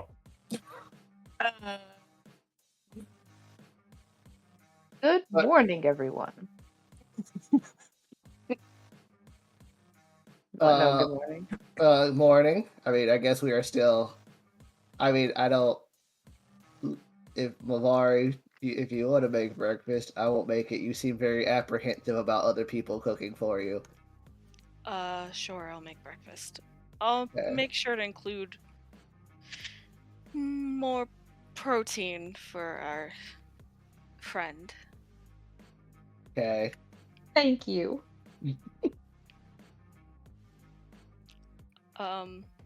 I wait So- eagerly for the result. This is the Vari- first this is the Belter- first sleep we've had since dying, right? You could have napped in the cart if you wanted. But yeah. First long rest. Yes. Oh shit! Yeah. Heat. Seltra will help you figure out how to use the stove. I think that's the only thing she would need help with. Is she makes breakfast, and it's like eggs and meat, and it's odd. She gives off such like a noble or like a bit of a pretentious air to her, but she can cook. And Oh. she fixes breakfast, she eats, and then she just quietly looks at some of the blueprints you have around your house. As we're eating, Niskita's tail's like twitching back and forth, much like how a cat, when they're irritated, twitches around like that, and she's like tapping a knife or fork or whatever utensil we have just consistently on the table and just staring down at the table. Are you okay? Did the table hurt you? Huh, what? No, I had a dream. Was it a good dream? I don't know what to make of it. What do you guys think when you see someone and they have a book in their hands and all of a sudden things on their body start tearing open and you just stare at them just weird. It was weird. They have an exploding book? No, not an exploding book. Their arm started to rip open into what I call a malice. Seltra looks down at his arm and then and then up at you. I don't know what you would call that, but I would prefer it if I just lost the arm again. And so if you lost your arm, you would just make a new one, right? I mean, I didn't make this one, but I would. I've studied this one pretty intensely, so I think I could make another one. Okay. So what would happen if, say, I don't know, you guys don't really know this malice, but Nope. malice would take over and bring about a sense of destruction feeling in your, I guess, your mind. Are you Would it talking go away about? if you got rid of your arm? Yeah, maybe, no. I Mm, just want to make sure what your guys' thoughts are. What is malice like the feeling of malice? Hard to explain. It feels like you lose a part of yourself, a sense of control. like going crazy, or turning Yeah. into a werewolf. Apparently, I'm not offended by that statement. Yeah. well, I made that statement based off of what you told me, so I would hope you weren't offended by that statement. It's literally based off of what you said. Like turning into a werewolf? I guess. You don't have to deal with werewolfism, so you don't know what that means. Are you saying that if we, for lack of a better word, are you saying that if we cut off your arm, you won't turn into a werewolf? What? No. I got some stuff in the other room. I mean, it's probably wouldn't be the prettiest cut, but No, we're not cutting off my arm. Stop! Are you sure? Because I know how to cauterize a wound. Stop! I don't You're think that's crazy. what it meant. I don't think that's what the dream meant. I don't think you need to lose your arm. Thank you. Okay, what do you think? Please You said you. describe that dream again. Yeah. Well, okay. Let me fully explain it then.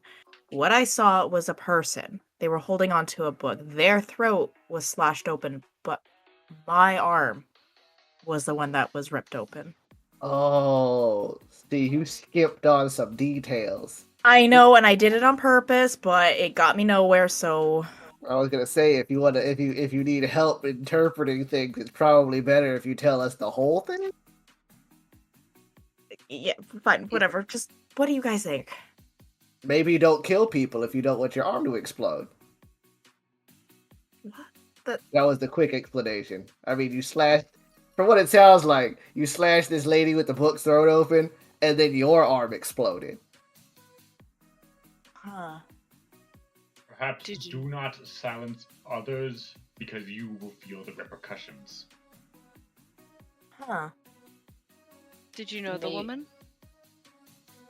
I don't think so. Then maybe you said you were sent here for a job. Huh. Okay. Okay. Think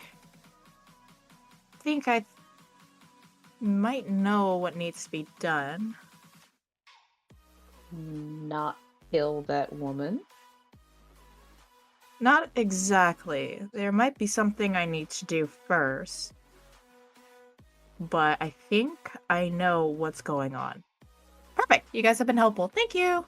And she'll get up and walk away. Okay. Good old Mosquito always leaves you going, what the fuck? Did she leave the room? Yeah. Like, how far did she go?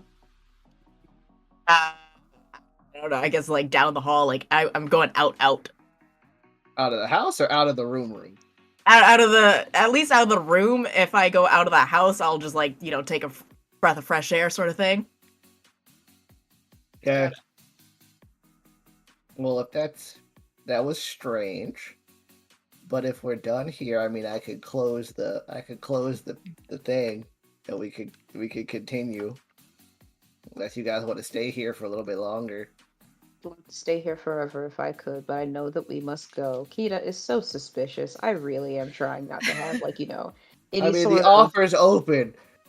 If we ever figure out how to go back to where we're from, you guys could, as you guys see, my house is pretty big. You guys could just move in. Would love Would- to. I feel. Would my kind even be accepted? And she We- gestures towards the horns on her head. Literally no idea who you are. You'd probably be asked a lot of questions, but we would not, kick you out or anything. Nobody here has seen anyone like you before. So, you'd be asked a lot, but, nope, we wouldn't kick you out. He wouldn't know what this phrase is, but he basically lives in, a hippie community. They're all pretty chill.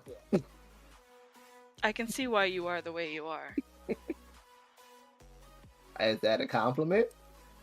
Take it as you would. Okay. I will take it as a compliment. So you guys prepare to travel once again. Yes. Get your shit together, pack your bags, wrap up the campfire. Oh wait, you literally just have to get back in the cart. Never mind. Yeah. So, you guys exit out of there, get back in the cart. Selcha turns the Turn it door back back on. So do you pull a string or you just turn a key? It's like a little crystal that he fashioned out of one of the gems that he had, and he sticks it in its there's a little plate. He lifts up in its chest. He sticks it in, turns it like the flying machines in Atlantis, and then pulls it back out, That's and it turns fine. on. All right. So you turn on your boar. Bear. Oh, It's a bear. bear. I'm sorry, bear. No, you're good. Turn on your bear, and y'all start traveling once more. You will be at the mountain town late afternoon. Going into the evening, probably around 5 or so, unless you have any problems. But as you travel throughout this day, is there anything anybody would like to do? Look around, try to decide something, anything like that. I do want to like sit next to Mavari and sort of like clear my throat a little bit. And Mavari, Yes.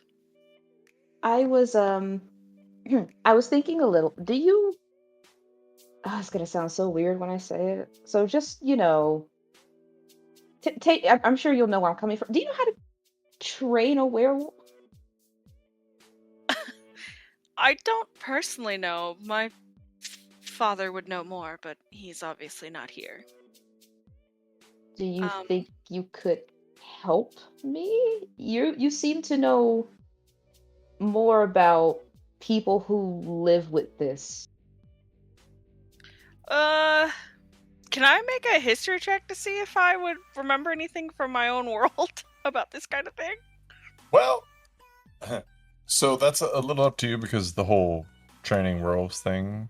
Would Marvari have had anything to do with that?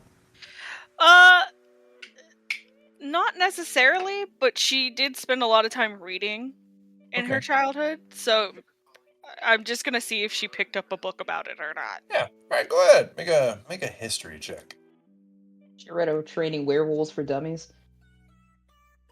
That's a book somewhere. Actually, somebody's probably really written one. 12. 12. I mean, it's a dangerous line of work. People die doing it, but they do it.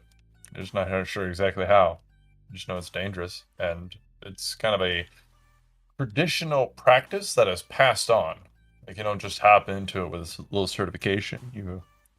It's usually a group of people who pass it on, and the same kind of people do it over and over again. Not a lot of people know how. Yeah, I say that. Ah, okay. So, well, I don't want you to die because of me. That would be That does not align with our company values. not at all. That would be great.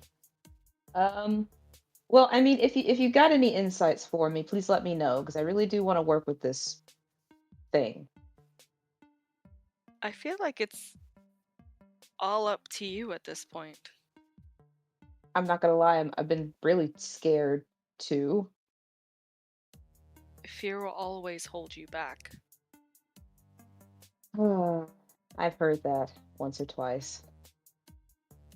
So I just have to dive into it and hope I don't kill anyone, huh? Keep track of the moon cycles, and I think we'll be all right. We'll just have to make sure we're in the rod during those times. Yeah. Yeah, that sounds smart.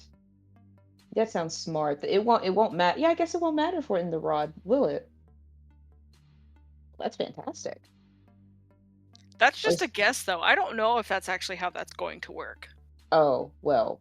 We don't know that for certain. I think she's saying that about all of us, not just you. Not. I think you know what? That's very right. So let's just say you guys' first full moon with me. If you want, I can just leave for safety reasons. Who's got hold monster? None of I us. also have Moonbeam.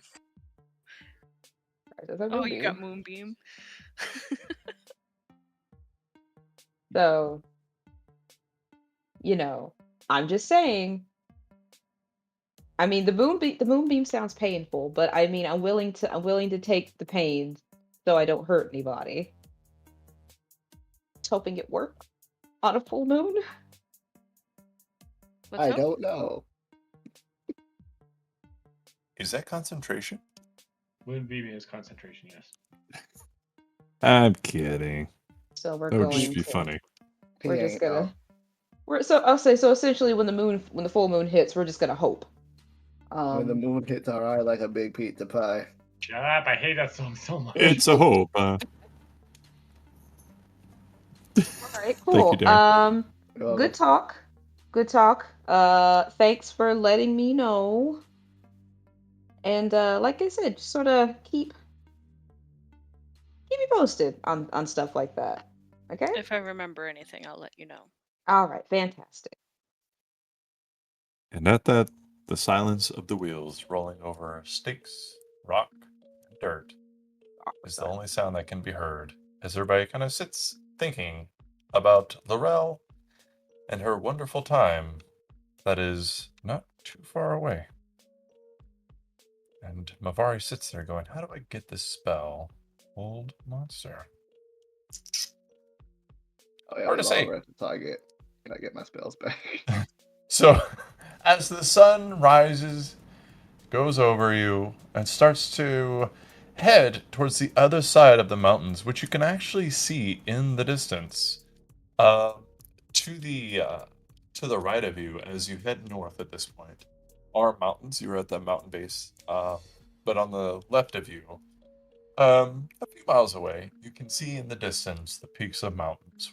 So you know you're in a wide valley that seems to be getting more and more narrow as you head north.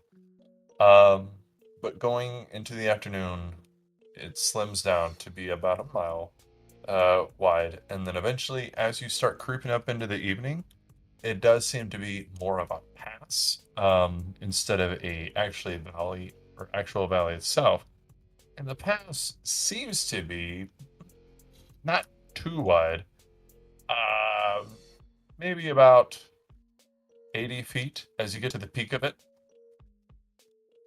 And as you kind of creep into there with Ooh Cart, you guys can see that there's actually people and tents.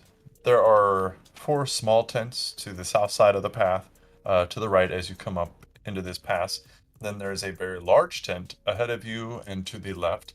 And then to the right and behind the smaller tents, across this kind of weird paved rocky road, is a smaller tent.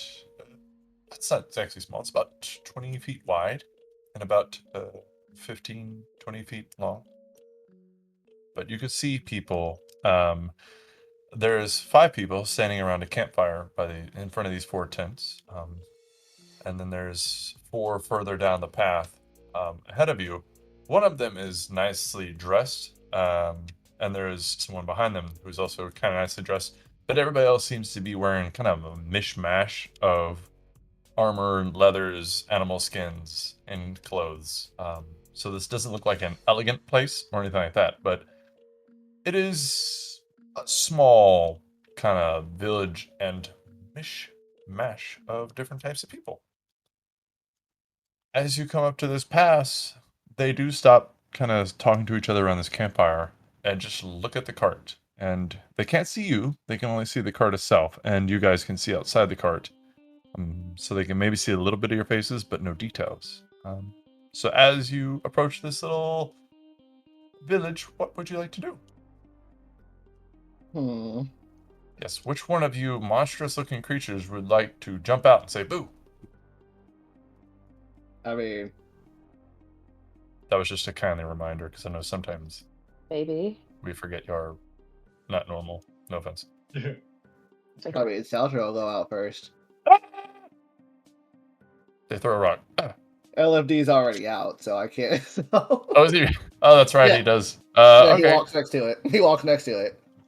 So they're looking at the cart. They're looking at LFD. They just see you guys, or the cart and LFD. Seltra pops out. So they all kind of stop, and you can see one of them actually puts down, like, her bow. There's a woman towards the front, and she has a bow in her hand, and she slowly lowers it to the ground, staring at you with her eyes slightly wide and just kind of a little bit shocked. And you can see that she has like a long gray mohawk and like orangish eyes, and she has rough pink skin. And she's, I guess, too, Seltra on the taller side at 5'10". Oh yeah, she's taller than Saltra.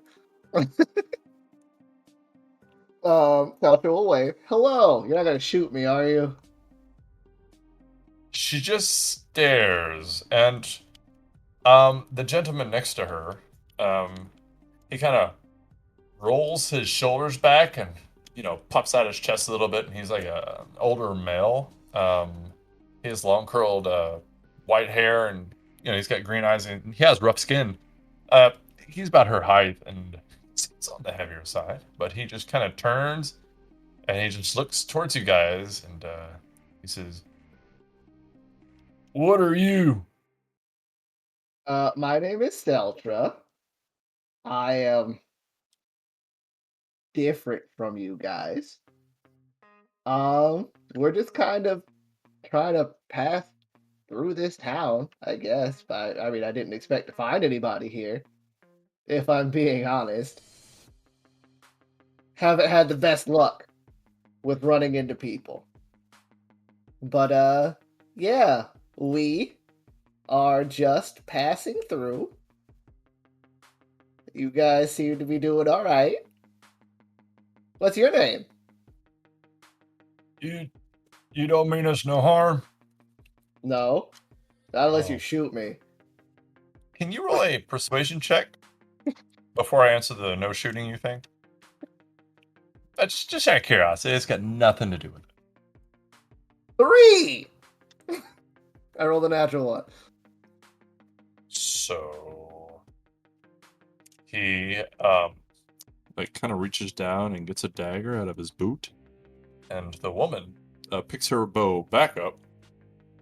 and the person behind them, a younger gentleman, he also gets a weapon out. He's Okay. very young. He's got long Doctor kind of curled rolled black his hair. eyes like, Seltra, how's it going out there? not great. Listen, Right. creature, we don't want no trouble. We're just a small village. Get back in that thing and just go. Just turn around and go. See, the problem is we need to go that way, and Seltra points down the road. We don't want any trouble either. We just want to keep going. We might need to take a break. That's probably the worst part of it. I mean, if you guys want, we can just stay right here. And you guys don't have to, we don't have to go over into your little village. We'll just stay on the outside. What do you mean we? What else is in there? I get out. That's a loaded question. I get out. He's more concerned about Mavari, Niskita, and Karis. I know. Hello. Hello, lady. I'm kind of sweating like I haven't. Why is he a weird color? Oh yeah, I forgot about that. It's just, That was the way I was born. yeah, that was just the way he was You have, born. you have a disease or something? No, it's just. If it makes you feel better. What does that mean? What's my intelligence? Hang on. Yeah, what does that mean? No, I was just born this way. Yeah. Yeah. Well, all right. I guess I didn't mean no offense. Everybody's got their quirks. Yeah, let's go with that. Yeah. The bastard behind me has a stutter, but he's pretty much grown out of it. See the Okay. kid behind him kind of like shrink down a little bit. He's like, "Stop." Stuttering's okay. Right? It's fine. Stuttering's fine. That's fine. So we would just my companion here, Seltra, is right. We are just passing through. We mean you no harm whatsoever. We were Oh. just kind of hoping to come through, maybe resupply on some things. Oh. Just passing through. All right. Go ahead. This is Mary. And he kind of points at the one with the white mohawk. This is Destrian behind me here. The bastard. His mother left him here, but he's a friend of all of ours. We all consider him our bastard child. Oh. Behind me, the one with the blonde hair. Her name is Benedict. And then across here, this is Demia. I mean, and we have we have places to sleep for people who travel. I mean, even people with diseases. I mean, you might need to get like looked at or something. Make sure you can't. Is it contagious? Are we No, gonna turn it's purple? not. No, no. Okay. You have to be born with it. Oh, okay, that's good. Okay, okay. I guess it'd be a courtesy. Down there, is our magistrate here, Katrina. Uh, yeah. If you would like to introduce yourself to her, just out of courtesy, but I mean, in the end, Winifred is the one who owns like our little inn here. It's just a big ass tent, but I mean, she's got food and, and stuff like that. So she might have some stuff that you might want.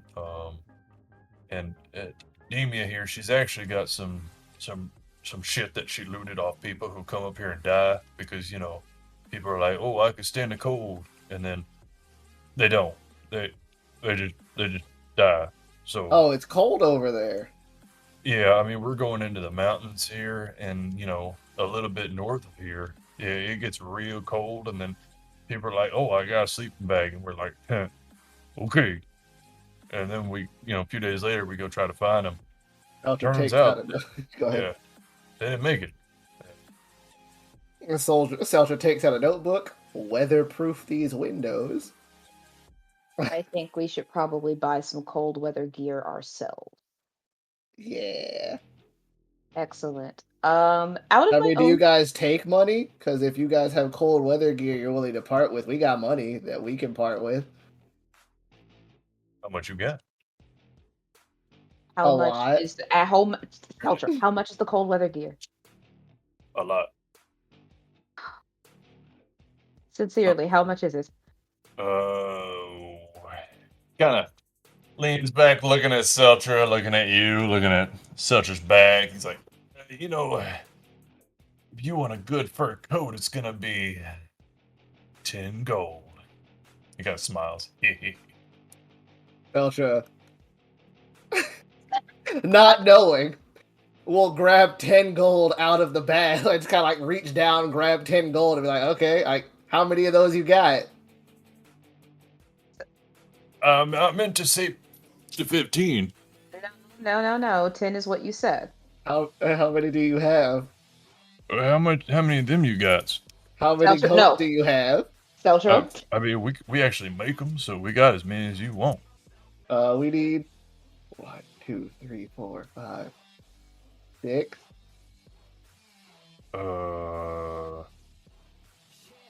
Okay, yeah. We got 6. How much for 6? See, we're not we're not here. 6. Pretty proud. Yeah, 10 gold, and then there's 6 of them. So that's like 20 something gold. No, that's 60. No. Oh, 60 It's- I meant. It's the Oh price yeah, that because it's the 6 price that and he then quoted the us. D. So I know yeah, it's yeah. the price. I know that's the price he quoted us, but he was wrong. He clearly- 6. 6 with the D. Yeah. yeah. Okay. Fine. Whatever. Salcho will grab 60 gold out of his out of the bag, and he'll kind of like take some scrap cloth because he doesn't have a bag, like a smaller bag, and then just kind of like wrap it up and tie it off. And kind of, well, since we're still standing so far away, because I don't know if they would have allowed us to get close yet. Oh yeah, y'all are friendly at this point. Go ahead. He will get closer and actually hand him the 60 gold for the. He hands you little furs, and you can see that somebody. Oh, him. Huh, whoops. Is actually wearing a coat made out of a wolf, and you can see he kept the head of the wolf at the top of it. You want? I mean, that's a fuckload of gold. Do you want one with the head still, or no? Does it matter? No. Where's your eyes? Oh, they're here, and he'll point to like the middle of like the ring of purple in his eyes. Holy shit, man! You were born with a bad stick. Yep, really, really weird. Damn. I thought a bum leg was a killer. hell, your eyes are all fucked up. Yeah, my eyes, and then Seltra will slowly move his metal hand behind his back. Cool tattoos, by the way. Thank you. So do you want like the head attached or just the I don't think skin? that's necessary. We don't need the head. Just Whatever's easiest. yeah. Oh shit. He's got like the wolf head on his head, keeping it warm. He's like looking at Laurel. You want a wolf one? You know what? Whatever you got, it's fine. We don't need the heads though. The heads aren't Well, necessary. bears. We get bears. We have a lot of bears. Bear skins. Because they attack and then we kill them. Think of cards. And I'm like, you know what? Can you do wolf and bear? Like together? No, We have a no. couple of big people, so we might, or specifically one big person, so he might need the bear. It might seem bigger. I Well, he was may gonna not, say that because- maybe a very large wolf for cards. Believe it or not, up here in this kind of cold weather where it gets cold, the bigger you are, the better off you are. Like you, little fella, you're gonna get cold, and that little gal too. Something's wrong with her ears. But I mean, like a big fella, he'll be fine. He's got more layers for warmth. I don't know that lizards are cold-blooded because we don't have very many of them, so Seltra would not know if that's the case. I'll take your word on it. All right. So he's gonna give you a how many? 6. So 3 Six. bears, 2 wolves. 3 wolves. I mean. So which one? We'll do Yeah, half and half. Yeah, half and half. All right. So he will give you 3 wolf coats and 3 bear coats. Neato. Excellent. Thank you so much. Did we catch your name? Oh, my name is Gavin. Gavin. Wonderful name. Strong name. Thank you. It was given to me by my mother. It would have been by my father, but she killed him. Oh, Interesting. interesting. Well, it turns out he was sleeping with her sister.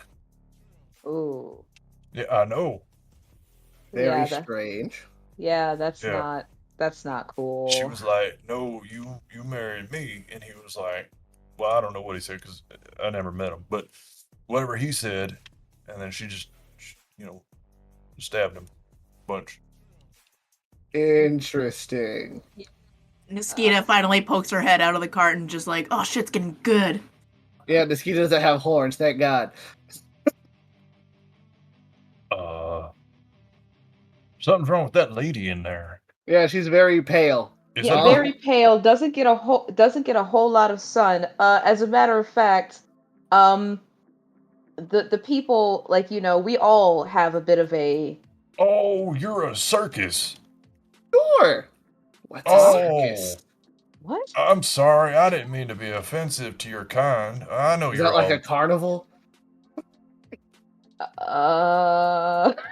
Laurel doesn't know what. She's just kind of like, what? Mavari's losing brain cells from this conversation with this man sitting in the cart, and she's like rubbing her eyes and is like, "Oh my god, who is this?" Yeah, I'll get out of the cart at this point. Holy shit. She's dressed fancy for a circus person. Hey there, lady. My name is Gavin. Kita. They call me Kita. Oh, that's nice. Yeah. We're buying coats. Yes. As a matter of fact, give me just a second. I need to talk to the rest of the people in the cart. I'm just gonna run, lean, actually jump and lean through the window, practically shaking it. And I'm like, okay, so I was going to politely ask the rest of you not to come out, but I guess Kita said to hell with it.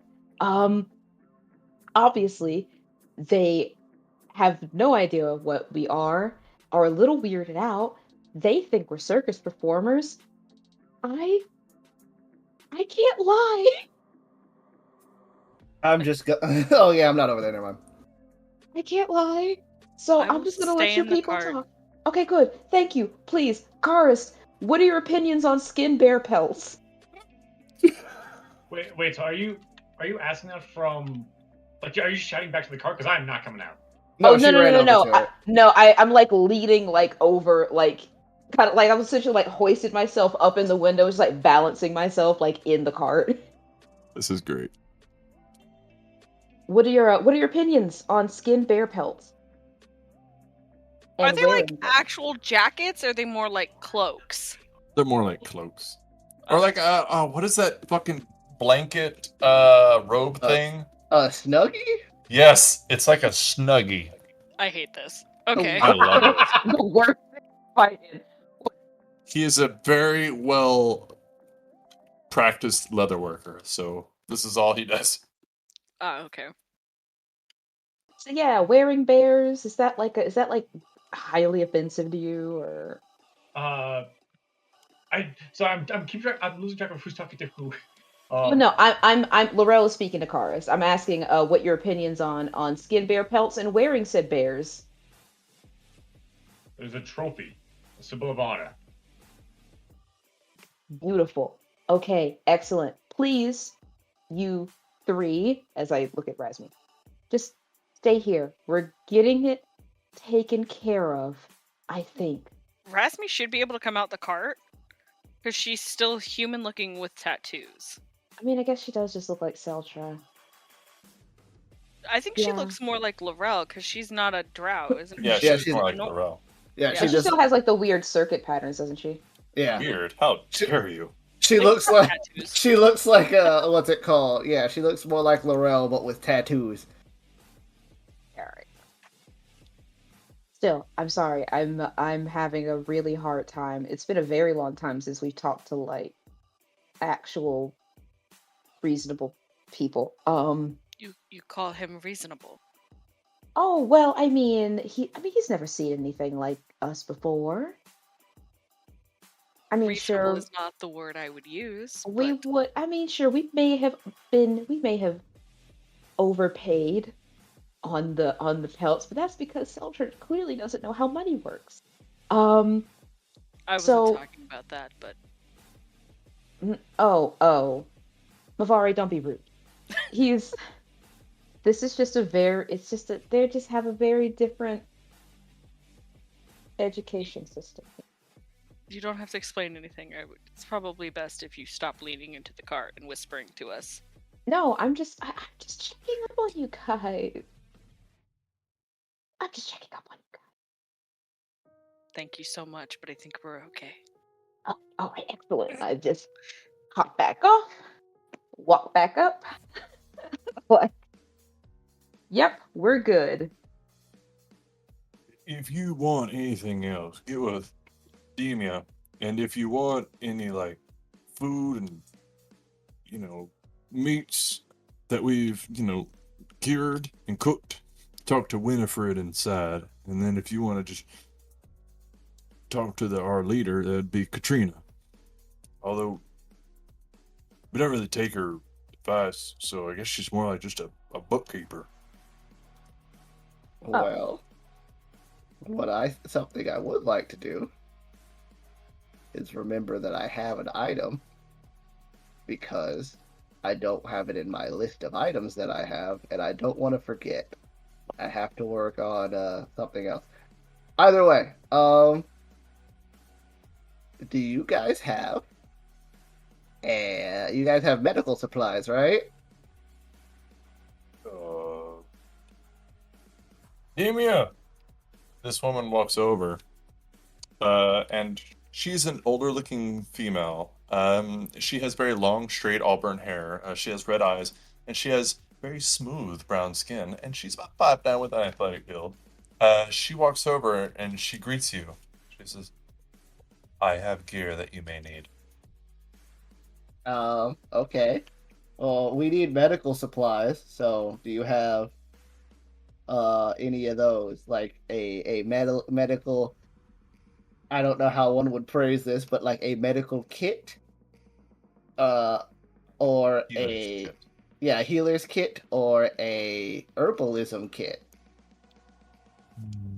I have a healer's kit. Excellent. He clapped his hands together. realizes one of them is metal, shakes his flesh one, and then kind of puts his metal, like tucks his metal one back a little bit. So how much for the healer's kit? Seeing as I don't know you, 15 gold. Seems like a weird way to conduct business, but I'll take it. And I will pull out the 15 gold and hand it to her. She'll kind of turn around, just look you up and down, and then turn around and go into her little tent behind her, and then she'll come out a little bit later with a small little kit. It's just like a little leather pouch. It has 10 uses. Belcher will take it, and then he will say, I'll be right back. And then he'll go back to the cart and kind of like poke his head, like kind of lift up the little thing in the back and poke his head in and like hand the healer's kit to Mavari. Like, hey, here's a bag of medical supplies. Oh, thank you. You're welcome. I know we didn't have any, and you seem to be the only one who knows how to use them. So, I mean, we could just leave them in here if making you hold on to them seems like a little unfair. I'll just put What? them in my bag. Okay. And I'll kind of like walk out. I could leave this door open if you want. It's probably best to close it. Alright. And then he'll like reach up and pull it back down. We should probably talk to whoever is in charge so we can see what all. I mean, at least know what this mountain is about, because apparently it gets cold and it has stuff in it. I guess I'm talking to Kita and Laurel. Because it gets cold and it has like stuff in it that might be dangerous. It's probably a good idea to get an idea of what this place is about from whoever's in charge of this place. Yeah, always get a lay of the land, so. Hey guys. So you move up the path, Yeah. or are you stopping at the group of tents? Stop at the group of tents so we can talk to whomever, or so we could try and talk to their leaders of sorts. Okay, Demia says the magistrate would be willing to talk to you if you want to talk to the leader. Alrighty. I just sell stuff to people so that they can go into the mountains and die. Seems like a pretty. I mean, I guess that sounds like a decent investment. You sell them stuff that you just get back when you go collect their stuff, huh? The healer kits is not used. You have no worries. I mean, okay. But I have iron spikes that I'm willing to give you a discount on. They're slightly used. I mean, I'll take the iron spikes. Not sure what I'll use them for, but I can find some sort of use for them. 1 gold. I'll take it. She gives you 9 iron spikes. These like caltrops or like what are they? They're like pythons, I guess. Yeah. Okay. Do I have yeah, I do. Alright, so I have 19 pythons now. Alright, we'll go up and talk to these people, I guess. Alright, Already? the further in the road, the tents that are the bigger tents. Okay. So you go up there and you see kind of 2 people talking to each other in the middle of the path, in front of these nicely dressed people. One of them is an older-looking female. She has a bald head and kind of blue eyes, and she has darker skin as she turns to look at you. She is also taller than you, but she is a heavy-set gal. And the other one is a very old-looking human man, and he has long, straight auburn hair and brown eyes. He also is a darker skin. And then behind them is where are you? An older-looking female and a younger male. The woman has short, curled auburn hair with light eyes, and she has very tanned skin. She is shorter than you. Congratulations.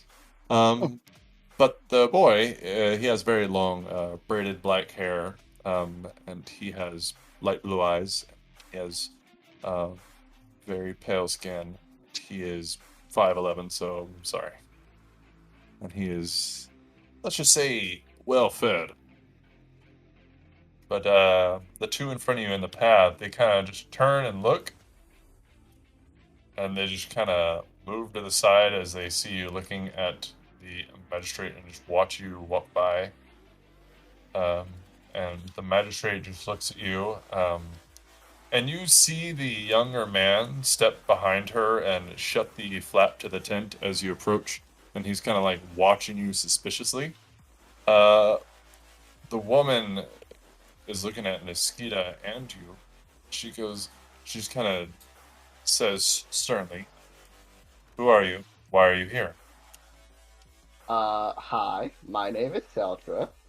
This is Niskita. And we are just kind of traveling through. Your lovely group of individuals over there said we could talk to you guys. The reason why is because we kind of need to know what's going on in the mountain. Like, we're trying to pass through the mountain to get somewhere else. And it sounds dangerous. And you guys seem to know what's up. So we're kind of like, maybe get the lay of the land a little bit. Up in the mountains, there are legendary creatures that people try to hunt to be like the heroes known around them. They want to be like the people they've heard about: Hercules, Perseus, heroes of that sort. So they go up there, they try to face these creatures and monsters, but they die. So what Any if I more don't want to questions? face them? And I just want to just keep going? Then you keep going. Fair enough. What are you? Like me specifically? Or like, She kind of looks you up and down. She says, yes, specifically. oh, well, I'm what's known as a coastling. But, actually, I do think Laurel or somebody. Oh no, Robin told him. Some people refer to me as an elf. What is an elf? Me? I don't know how to define this. Interesting. What are your strengths? I'm really good at building stuff. You're small. What are your weaknesses? I would say I give too much.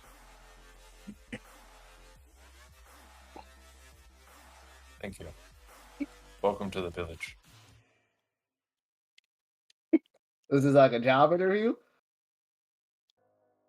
She kind of looks behind her. I don't know what a job is. Fair enough.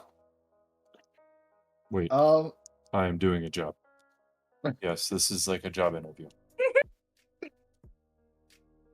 well, if it's okay with you guys, we could, if we could stay the night before we head out in the morning, because you said it was like late evening, or late yeah. evening, early nighttime. Yeah, it's about 5 o'clock.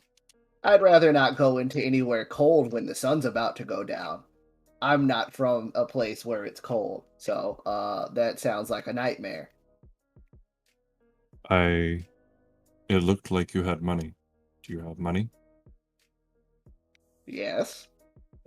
You are welcome to stay and to our food with your money. Cool. How much? I am not aware. You will have to ask. Our money handler with food, Winifred. Okie dokie. Well, I guess I'll ask Winifred when we go to eat.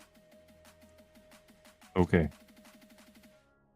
I'll go report the good news to our traveling. He said circus? Circus. There we go. How many of you are there? 6.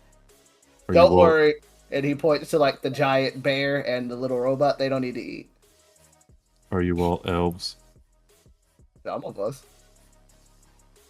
How many are elves?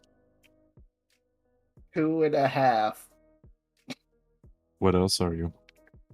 Keita, you want to field this one? I gotta go tell them. Zelda, no! Kita, it isn't? Keto, Niskita, whatever you want to call me. What else are you? Oh boy. Well, I'm not fully sure what exactly I am. Normavari, and I don't know how to explain the blue one fully. I can offer you rewards for information on what all is in that caravan. Reward. What Yes. kind of reward are we talking about? What kind of information are you talking about? Well, it depends on what kind of reward you are willing to present. I have There- a potion of healing on me. Could use that, actually. It will heal you if you drink it. One of them's a giant lizard man. Interesting. Is he strong? Yeah, fairly strong. Thank you. What else? No. She got- reaches behind her and the guy hands her a bottle with a red liquid in it. So, Felcher will like poke his head in, standing on top of LFD. The good news, everybody, we can stay here for the night. I did not tell them what you were.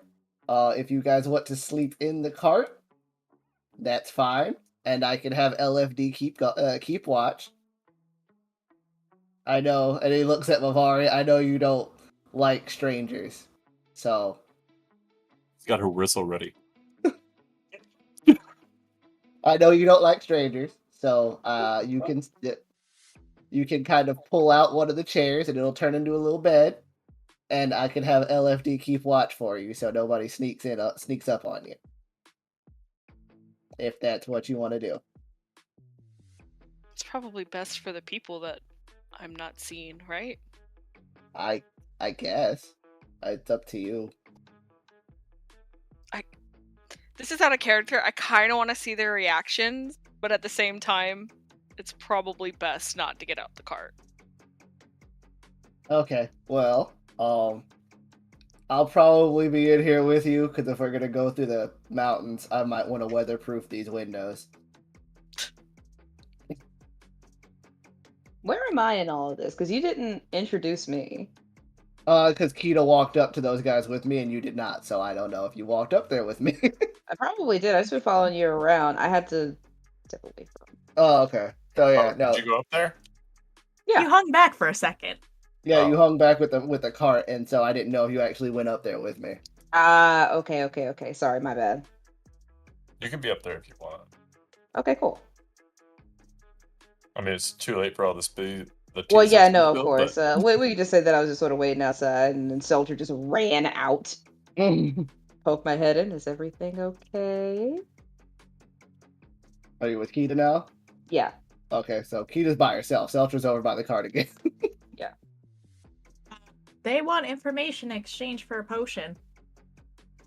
Kind of information. That's what I've been trying to figure out. The woman looks at Laurel. You are elf. Half elf. She kind of tilts her head to the side. What is the other half? Human. You're small in stature. Is that the elven side or the human side? Human? Thank you. She kind of looks at you for a little bit. I like learning. You're like Seltra. Seltra likes to learn. I am human. Regardless of regardless of what we are, what we look like, we don't mean you guys any harm. I believe We just you. kind of want to get some information and make sure that we can survive the mountain. Yes, I have to discuss this with your Seltra. Your money is welcome here. Fantastic. Is there anything else? As a matter of fact, I have a question for you. There haven't been any strange monsters prowling around in the mountains, have there? Yes, Yes? yes. No. There are Yeah. monsters in the mountains. Huh. There are many. Like Do they look sort of like demonic in nature? Yes. Maybe. Kind of looks at the younger man behind her. No. Want an insight? Go ahead. Alrighty. Ooh, it's a good one. That doesn't mean my roll will be good. Let's see what happens. When there's something strange in the neighborhood. Ah, Roll an no. insight. That's an 8. She Seems to be telling the truth. She said no. Hmm. Not a lot to go on with the one-word answer, but All right then. Well, if that's all you need, and that's all we need, Kita. I guess. Do I have the potion of healing? yes, she handed Perfect. it to you. Perfect. Okay, I guess we'll go now. Thank you. Welcome to the village of Halamus. You step out. We got our cold weather gear. Is there anything else we need to do before we settle in? I don't think so. I got a healer's kit. I got a bag of medical supplies from Avari. Kita, did you take that? You took the armor that I gave you, right? Yeah, it's comfortable, thank you. You're welcome. Can I have your old armor? Fine. And she'll 'Cause toss it. and then Seltra will start tearing it apart. Hey! I need leather to weatherproof the windows. Ah, Oh, Seltra, That's Yes. did we purchase did we purchase any food? I didn't, but and then Seltra will reach into the bag and pull out a couple of handfuls of gold and hand them to you. About roughly how much? Like His 50. small hands. 50? Okay, excellent. Great. Then I'm gonna go make sure that we have provisions for the road. Anybody have any requests? Anything that they would like? no, but I'll go with you to help carry anything. Okay, fantastic. Anyone else? No? All right, fantastic. not Let's there. go. Oh no, that we all. I'm assuming we all went back to the cart. Yeah. We Oh, all went okay. back to the car to gather up. Yeah, so I'm asking everybody, is there any? No, I'm alright. Alrighty. Let's go. Alright, so you guys want to go what? Towards the tent? We want to head to Winifred, who the inn lady, who I guess who has a lot of food. Alrighty. So you head inside. Oh no, I'm being mad at myself because I used potions of superior healing when I had regular potions of healing the whole time. So oopsie poopsie. Alrighty. So while he's poopsy, would you two please move your pawns to the intent? Everybody who's going. Mosquito and Lorel only? Right? Sure. Yes. I think everybody else is kind of staying back. If So- if what's it called? Karist or Bavari would like to help Seltra weatherproof the windows, he would not turn down the help. But y'all can just chill. So as you step inside the tent, I'm sorry, what the fuck? I kid. That's some strange decoration. I loaded up a token of a gargantuan monster and threw it in there for funsies. We're having a good time here. Having a good So- time. As you step in there, you can see one lady. She's sitting on the ground to your left, right as you get inside, and she has a bottle in her hand, and she has a couple of bottles on the ground around her. And in front of her, standing there, is another woman, and they're talking. To your right, you can see very thick fur-lined sleeping bags. They look heavy, but they look really warm. And in the middle of this tent, right below a slit in the top of this tent, is a campfire with a pot hanging over it. And then there is a woman kind of looking at the pot, and she has a ladle that she will tend the pot with every now and then. She looks like a much older female. She has short, straight, golden hair and green eyes, and she has rugged, kind of light brown skin. But she is on the shorter side and looks about average build. Doesn't really get out too much these days. Oh, we're travelers, and we were looking to buy some provisions. We'll be going up into the mountains soon. So I don't want to call you out on this, but Brittany has been theater of the minding this, even though a map has been loaded this whole time. And I love it. Brittany, give yourself inspiration. Yay! Because Yay! I I'm love rewarded theater for of my the mind. stupidity. No, it was great. I'm really glad. That's awesome. So it probably looked a lot better before you looked at the map, but go with what was in your head. Thank you, my- I can still. I'm used to it. All right. So you guys go in here. You see that. What would you like to do?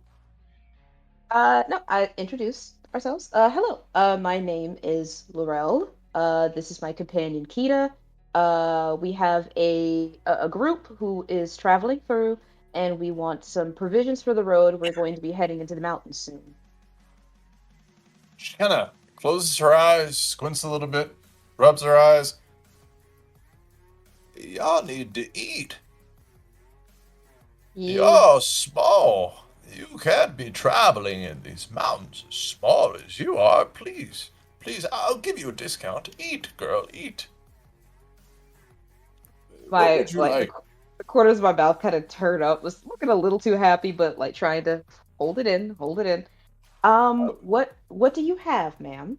Well, we have porridge with bits of bear meat cut into it with bits of salt. If you're gonna take it with you, we can add more salt. We have boiled eggs, dried carrots that mixes very well together. I love it. And we have boiled capon with carrot. That's delicious. They go together and they melt so well in your mouth. And we have roasted pork with whey cheese. And they all come with a complimentary tankard of stout or beer.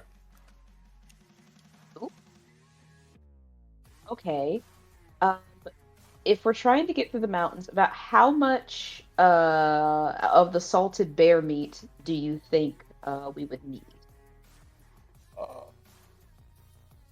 oh, Maybe like a good, 20 pounds, Oh, 30 that'll work. pounds. Oh, 20 pounds will get you right through the mountains. Your 50, friend needs sun. She's kind 50 of squinting. pounds.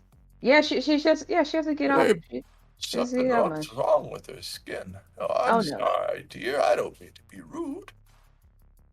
It seems like everybody has something against my paleness today. No, it's fine. It's fine. You just don't get enough sun. It could be a bad thing. Oh, She's fine. She's fine. okay. So you want 20 pounds of bear meat? Yeah, Oh, can you give me until morning? of course, of course. And these dried carrots too. I have those. Let me see. They last There. good. Okay, good. How much? How long do you think the cheese will last us? Well, you're going up in the mountains. It's a pretty long time. If you're going back out of the mountains, where the weather is warmer, I would only give it a couple of days, depending on what you have. Um, we'll take the bear meat, the carrots, and some cheese. Um, Okay, and how much carrots and how much cheese? um, Kita, I'm not gonna lie, I'm starting to kind of think with my stomach here. Could you help me? God, Kita? I'm the wrong person to ask. I don't cook. You know I don't cook, so I don't really know what we Oh, good need. Lord, no, you don't cook. Give us 20 pounds of bear meat. Let's do, there's a lot of us. Let's do 10 pounds of dried carrots and 10 pounds of 10 pounds of your cheese. It's a lot. Yeah, a lot. We're very I'm hungry people. very hungry people. I mean, if that isn't too much, I mean, if it's too No, much, I understand you no. have to look out for your own here. If it's too much, then we It's a can. village full of hunters. It's okay. I just need until morning to prepare it. And I can send somebody out to hunt for more bears. Oh, well, I mean, like if it's hunting, if you guys need help, I'd be more than willing to, help you guys out. Oh, no, dear. That's why you're paying us. You stay, go to sleep. It's okay. Uh, for all this, you can sleep for free. Complimentary. Oh, no, no, no, I couldn't. We have our own cart that we sleep in. It's no problem. Okay. Um, but the roasted pork though, Yes. that's made fresh, I take it. Uh, it was made today. Fantastic. How much for 7 people? Oh, I don't want to be steep, but it's 79 copper. Fantastic. That's perfectly fine. Don't worry about it. Sorry, I don't mean to charge you a lot, but No, no, gotta no, make no, not at all. business. Not at all. As a matter of fact, how much for the whole thing, Kita, I will did you want a tankard or two? You know I do. Is that even a question? Of course. I know that you Well, said complimentary, but I feel like I'm putting you guys out. Would you be willing to at least let me like a tip of some sort for all the trouble? okay. All right. So how much total for everything, please? 28 gold pieces. She kind of looks a bit down. I'm sorry. Oh, nonsense, nonsense. I take out 40 gold pieces and I give it to her. Holy shit. Oh, pardon my language. Oh, oh, Zeus. Hello. Hey, holy lady. What are you even doing? You could be up in a mansion kicking it. Well, I mean, it kind of was, but due to a series of unfortunate circumstances, I've taken to traveling. Yes, out on your own, striking up your own reputation. May I give you a hint? Don't chase the creatures with names. If they have a name, that's because they've killed a shit ton of wannabe heroes. It also means the DM has put a lot of work into who they are. Oh, What? so you better go chasing some creatures with names. No, that sounds Go Yeah, chase some yeah. waterfalls. that sounds fantastic. No, thank you for the hint.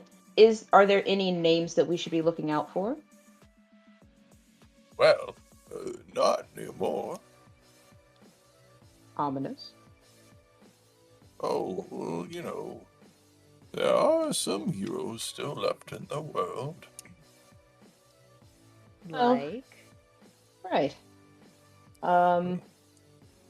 So, all right, don't go chasing the creatures with names. It sounds like a riddle, but I'm sure we'll figure it out when we get up there. Let's okay, fantastic. Well, um I guess I'll just we pick up our rations tomorrow, if that's Yes. okay. No, that's fine. We trade with a village, or actually, it's not a village. It's a much larger town. It's to the north, and it's a bit a ways from here, a few days or so. but it's a group of huntresses, and they bring food here. Uh-oh. There's like 10 of them or some shit. Oh, Awkward side eye over to Laurel. oh, I see. Yes, Um, uh, that sounds they're fantastic. they're okay.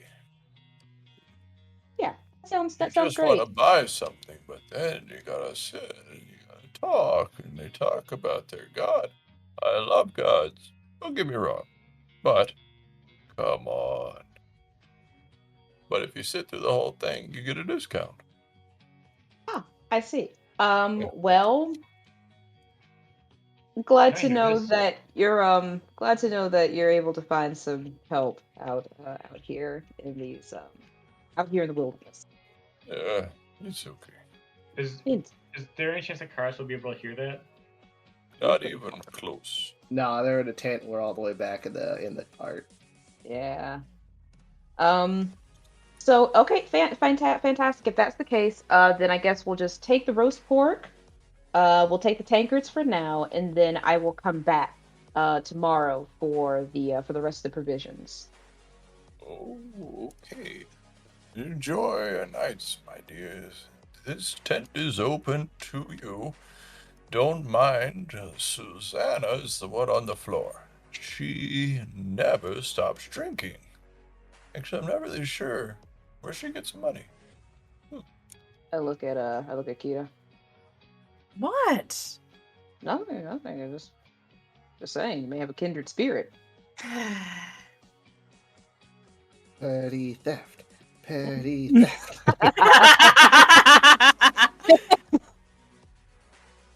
You guys Well, head good back to the times. cart With pork and with pork wine. and beer. Yep. Just what the body needs. Guys, we found food, and I've gotten us provisions for the road. We'll be picking them up tomorrow morning before we head out. Good. Delta is in the process of taking the leather that he has from the armor that he has broken down and sort of like on like the bottom half of the windows because he knows that cold air goes down. He is kind of like on the outside, stretching it across the bottom half of the window and then kind of screwing it in there so that the air won't so we can still see out of it enough, but we won't but like the air won't be able to get all the way into the cart. It might be a little drafty up top, but like if we keep the curtains closed when we don't need to see outside, we should be fine. Excellent. That's great. And I'm gonna divvy up the roasted pork, keeping one extra for myself. He cuts off a piece, puts it on a plate, hands it to y'all, and then keeps the rest. Like a like an old cartoon. I Yes. divvied up equally. Some more equally than others. You paid for it, fuck it. Doesn't Oh, matter and whose money it was. I give the rest the 10 remaining back to Seltra. Yeah, alrighty. Here's your change. Did you give me a receipt? Zelda puts it back in his money sack. And so are we staying in the cart or are we what are we doing in terms of like lodging for the night? Because I No don't one know. said that we were free to sleep in the tent if we wanted to. But I think it might just be best to stay in the car. Okay, I mean, all of us sleeping in here might be a little crowded. Yeah, it's a little cramped. I mean, some of us can go sleep in the tent while the remainder of us sleep in the cars. Well, I still have work to do, so I'll wait till you guys, whoever wants to get up is up. I'll go to sleep last. Oh, okay. Because I can go sleep in the tent. I'm fine with sleeping in the tent. That's fine. I And will take up one to of you. the watches. They would not find me friendly company. I don't don't want to agree with you, Karis. I know that you mean them no harm, but I don't think these people are going to. Yeah, I don't think they're going to like your situation. We don't take kindly to your kind, Uh-oh. lizard thing. No. So we're So yeah, no. I can sleep in the tent. I don't know who else wants to join me, but I'm willing to go sleep in the tent. I think these people um I think these people are fine. I'll stay in the cart. Okay. Who has the ability to illusion themselves? Does anybody? Kind of. Not until I take a long rest. I can polymorph. Wait, no, I don't have it. Right, never mind. I'm just curious.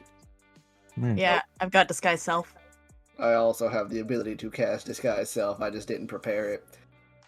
I also have minor illusion. I don't think Bavara's getting out that card either way. I don't think she would either. Fuck these Cheers. people. You say that to everyone we run into. Fuck these Pretty true. people. Might as well be your campaign slogan. And yet she'd still get voted in. But yeah, no. So Seltra will stay with the cart so that he can so that I guess Karis and Mavari can keep each other company, but like he doesn't want to leave them alone. And then 2, so that he can fix the cart because Seltra is a workhorse. I mean, you could park the cart closer to the tent, so we're not so far away. I mean that. I will leave that up to the rest to the people sleeping inside of it. I don't know how close you guys want to be to the tents.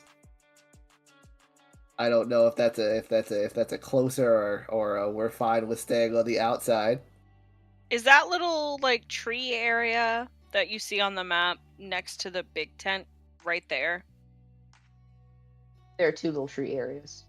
I'm sorry, The can you one- write there again? The one over by the big tent where like the little inn is, that little tree area right Like next here? to it. Yeah. Oh, okay. What about it? Is that there? Yes, ma'am. Can we park the like back up the exit like close to the tree so it's harder for people to like get in? We're near the tent, but we're also harder to like for random people to like climb into the tent. Y'all should have full control over the cart if you want to move it. Yeah, Seltra Seltra will have it parked with it back towards there, and I'll kind of have LFD run like a Perimeter sweep. yeah, basically just kind of like patrol the outside of the cart, just walking back and forth. Like that? You don't need to sleep. Yeah, So it's just me and Kara staying in the cart. Seltra too. Okay. Well, he's just out. He's outside of it right now. Can you remind me of LFD's passive perception, please. LFD's passive perception. Yes, sir. LFD's passive perception is 2. It's not 2, but it's not like excellent either. 14. Oh, okay. So the same as yours. Yeah. Alright. And then another thing Seltra will do for the fake of the people inside of the cart is he will ritual cast alarm on the back door. So, alarm, where are you at? Yeah, you've never used that before, have you? I have not. I took it because Seltra doesn't pay attention, so he casts alarm if he's in a room where he's going to be working. You Good set an idea. alarm against unwanted intrusion. Choose a door, a window, or an area within range. So the cart that is no larger than a 20-foot cube until the spell ends. An alarm alerts you whenever a tiny or larger creature touches or enters the warded area. When you cast a spell, you can designate creatures that won't set off the alarm. You also choose whether the alarm is mental or audible. So it is a mental. So basically, Seltra kind of like sets up these nodes or like these little things on the outside of the cart and hands everybody like a little device. Designates Razmi, LFD, himself, Karis, Mosquito, Mavari, and Laurel as people that can bypass the alarm without setting it off. All right. Is there anything else anybody would like to do before you head to bed? Bavari is gonna look at Karist and she wants to ask him, but she also knows how to read a room. So she's staring at him like normal. And Yeah, that tracks. it's much different now. She will. You know what? She's gonna ask him. Are you all right? You seem a bit different. And if you don't wish to talk about it, that's fine. He will. How do I want to play this? I have died twice now. I struggle to see what the purpose is with. Might just a pawn in some game. Might just. I know not why I am here, why I am chosen. He's gonna. And you see, every time I die, I get burdened. Some people might think these great. They may come in handy one day. But you see the potential this has, and he touches her shoulder. I would like to ask you to take 1 point of lightning damage. Ooh. Get a little bit of zappy. Got Make a little Daddy bit happy. I mean, technically, it's 1d4. Oh yeah, if you want to take 1d4, I'm not gonna deny Roll that. it. Roll it. Do it. I hope you roll a 4 just because that's funny. Yeah, It Please, won't the matter, bar. but it'll be hilarious. Roll high. Roll high. Oh wait, I'm the one rolling. Yeah, you're the one rolling. Yeah. 1. Yay! Oh. Oh, I mean, yay! Does that only happen when he touches her shoulder, or like if she were to touch him, does she get shocked? Find out. She'll poke his shoulder to see if it's just like something he does. Oh, An 3. additional 3 points of lightning damage, please. Nice. I'll take it. He's a shocking man. Well, She starts smoothing her hair down. I can see how that is a bit of a problem. I was never one much for reproduction, but now I cannot even attempt. I cannot. I don't know if I can even wield. I don't know if I can work in a shop anymore. Smithy. And then he picked up the hammer, which he's kind of just throwing about, but that's enchanted, so it doesn't really do anything. The lightning will keep you from being a blacksmith? My parents were cooks. A lot of cooks' equipment is metal. From a young age, I could not do what they did simply because this natural electricity that flows through me would hurt me or damage the tools. And with all irony, that made me a better blacksmith, as I was chosen by the Smith of the High King, the Celestial King. And my natural ability allowed the metal to stay warm for longer. And that was my life. But now, I am just pushed forward, regardless of what fate has for me. Fate has asked me to die twice. And that has been rejected. I have visited 2 hells. Neither of them were my own. So does my own Helheim exist? Does Odin watch over me? Will I one day see Valhalla? I know not.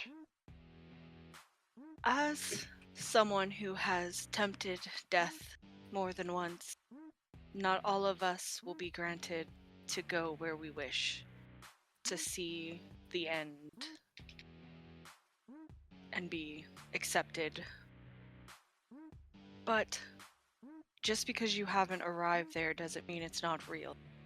Your own faith and your own beliefs is what matters.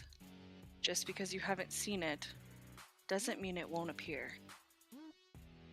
I've seen the ones that made the sky. He was the first to give me these powers. I believe I've spoken to the one that sees death and guides it. Is there more to see that governs the flow of reality? I am not sure. But maybe the reason you can't die or be accepted to... You've called it Valhalla? Indeed. Then maybe you are not meant to be there yet. Maybe the one who gifted you the powers has other ideas for you. So instead of going to your place, you go towards another place in order to keep you on the track and the goal, the mission that you were set out, that you were meant to do. I'll press forth with my mission. And at this point, I can only pray that my name will be told in the stories for generations to come. And I may be the one around to tell them. But who knows? Not even time may take me at this point.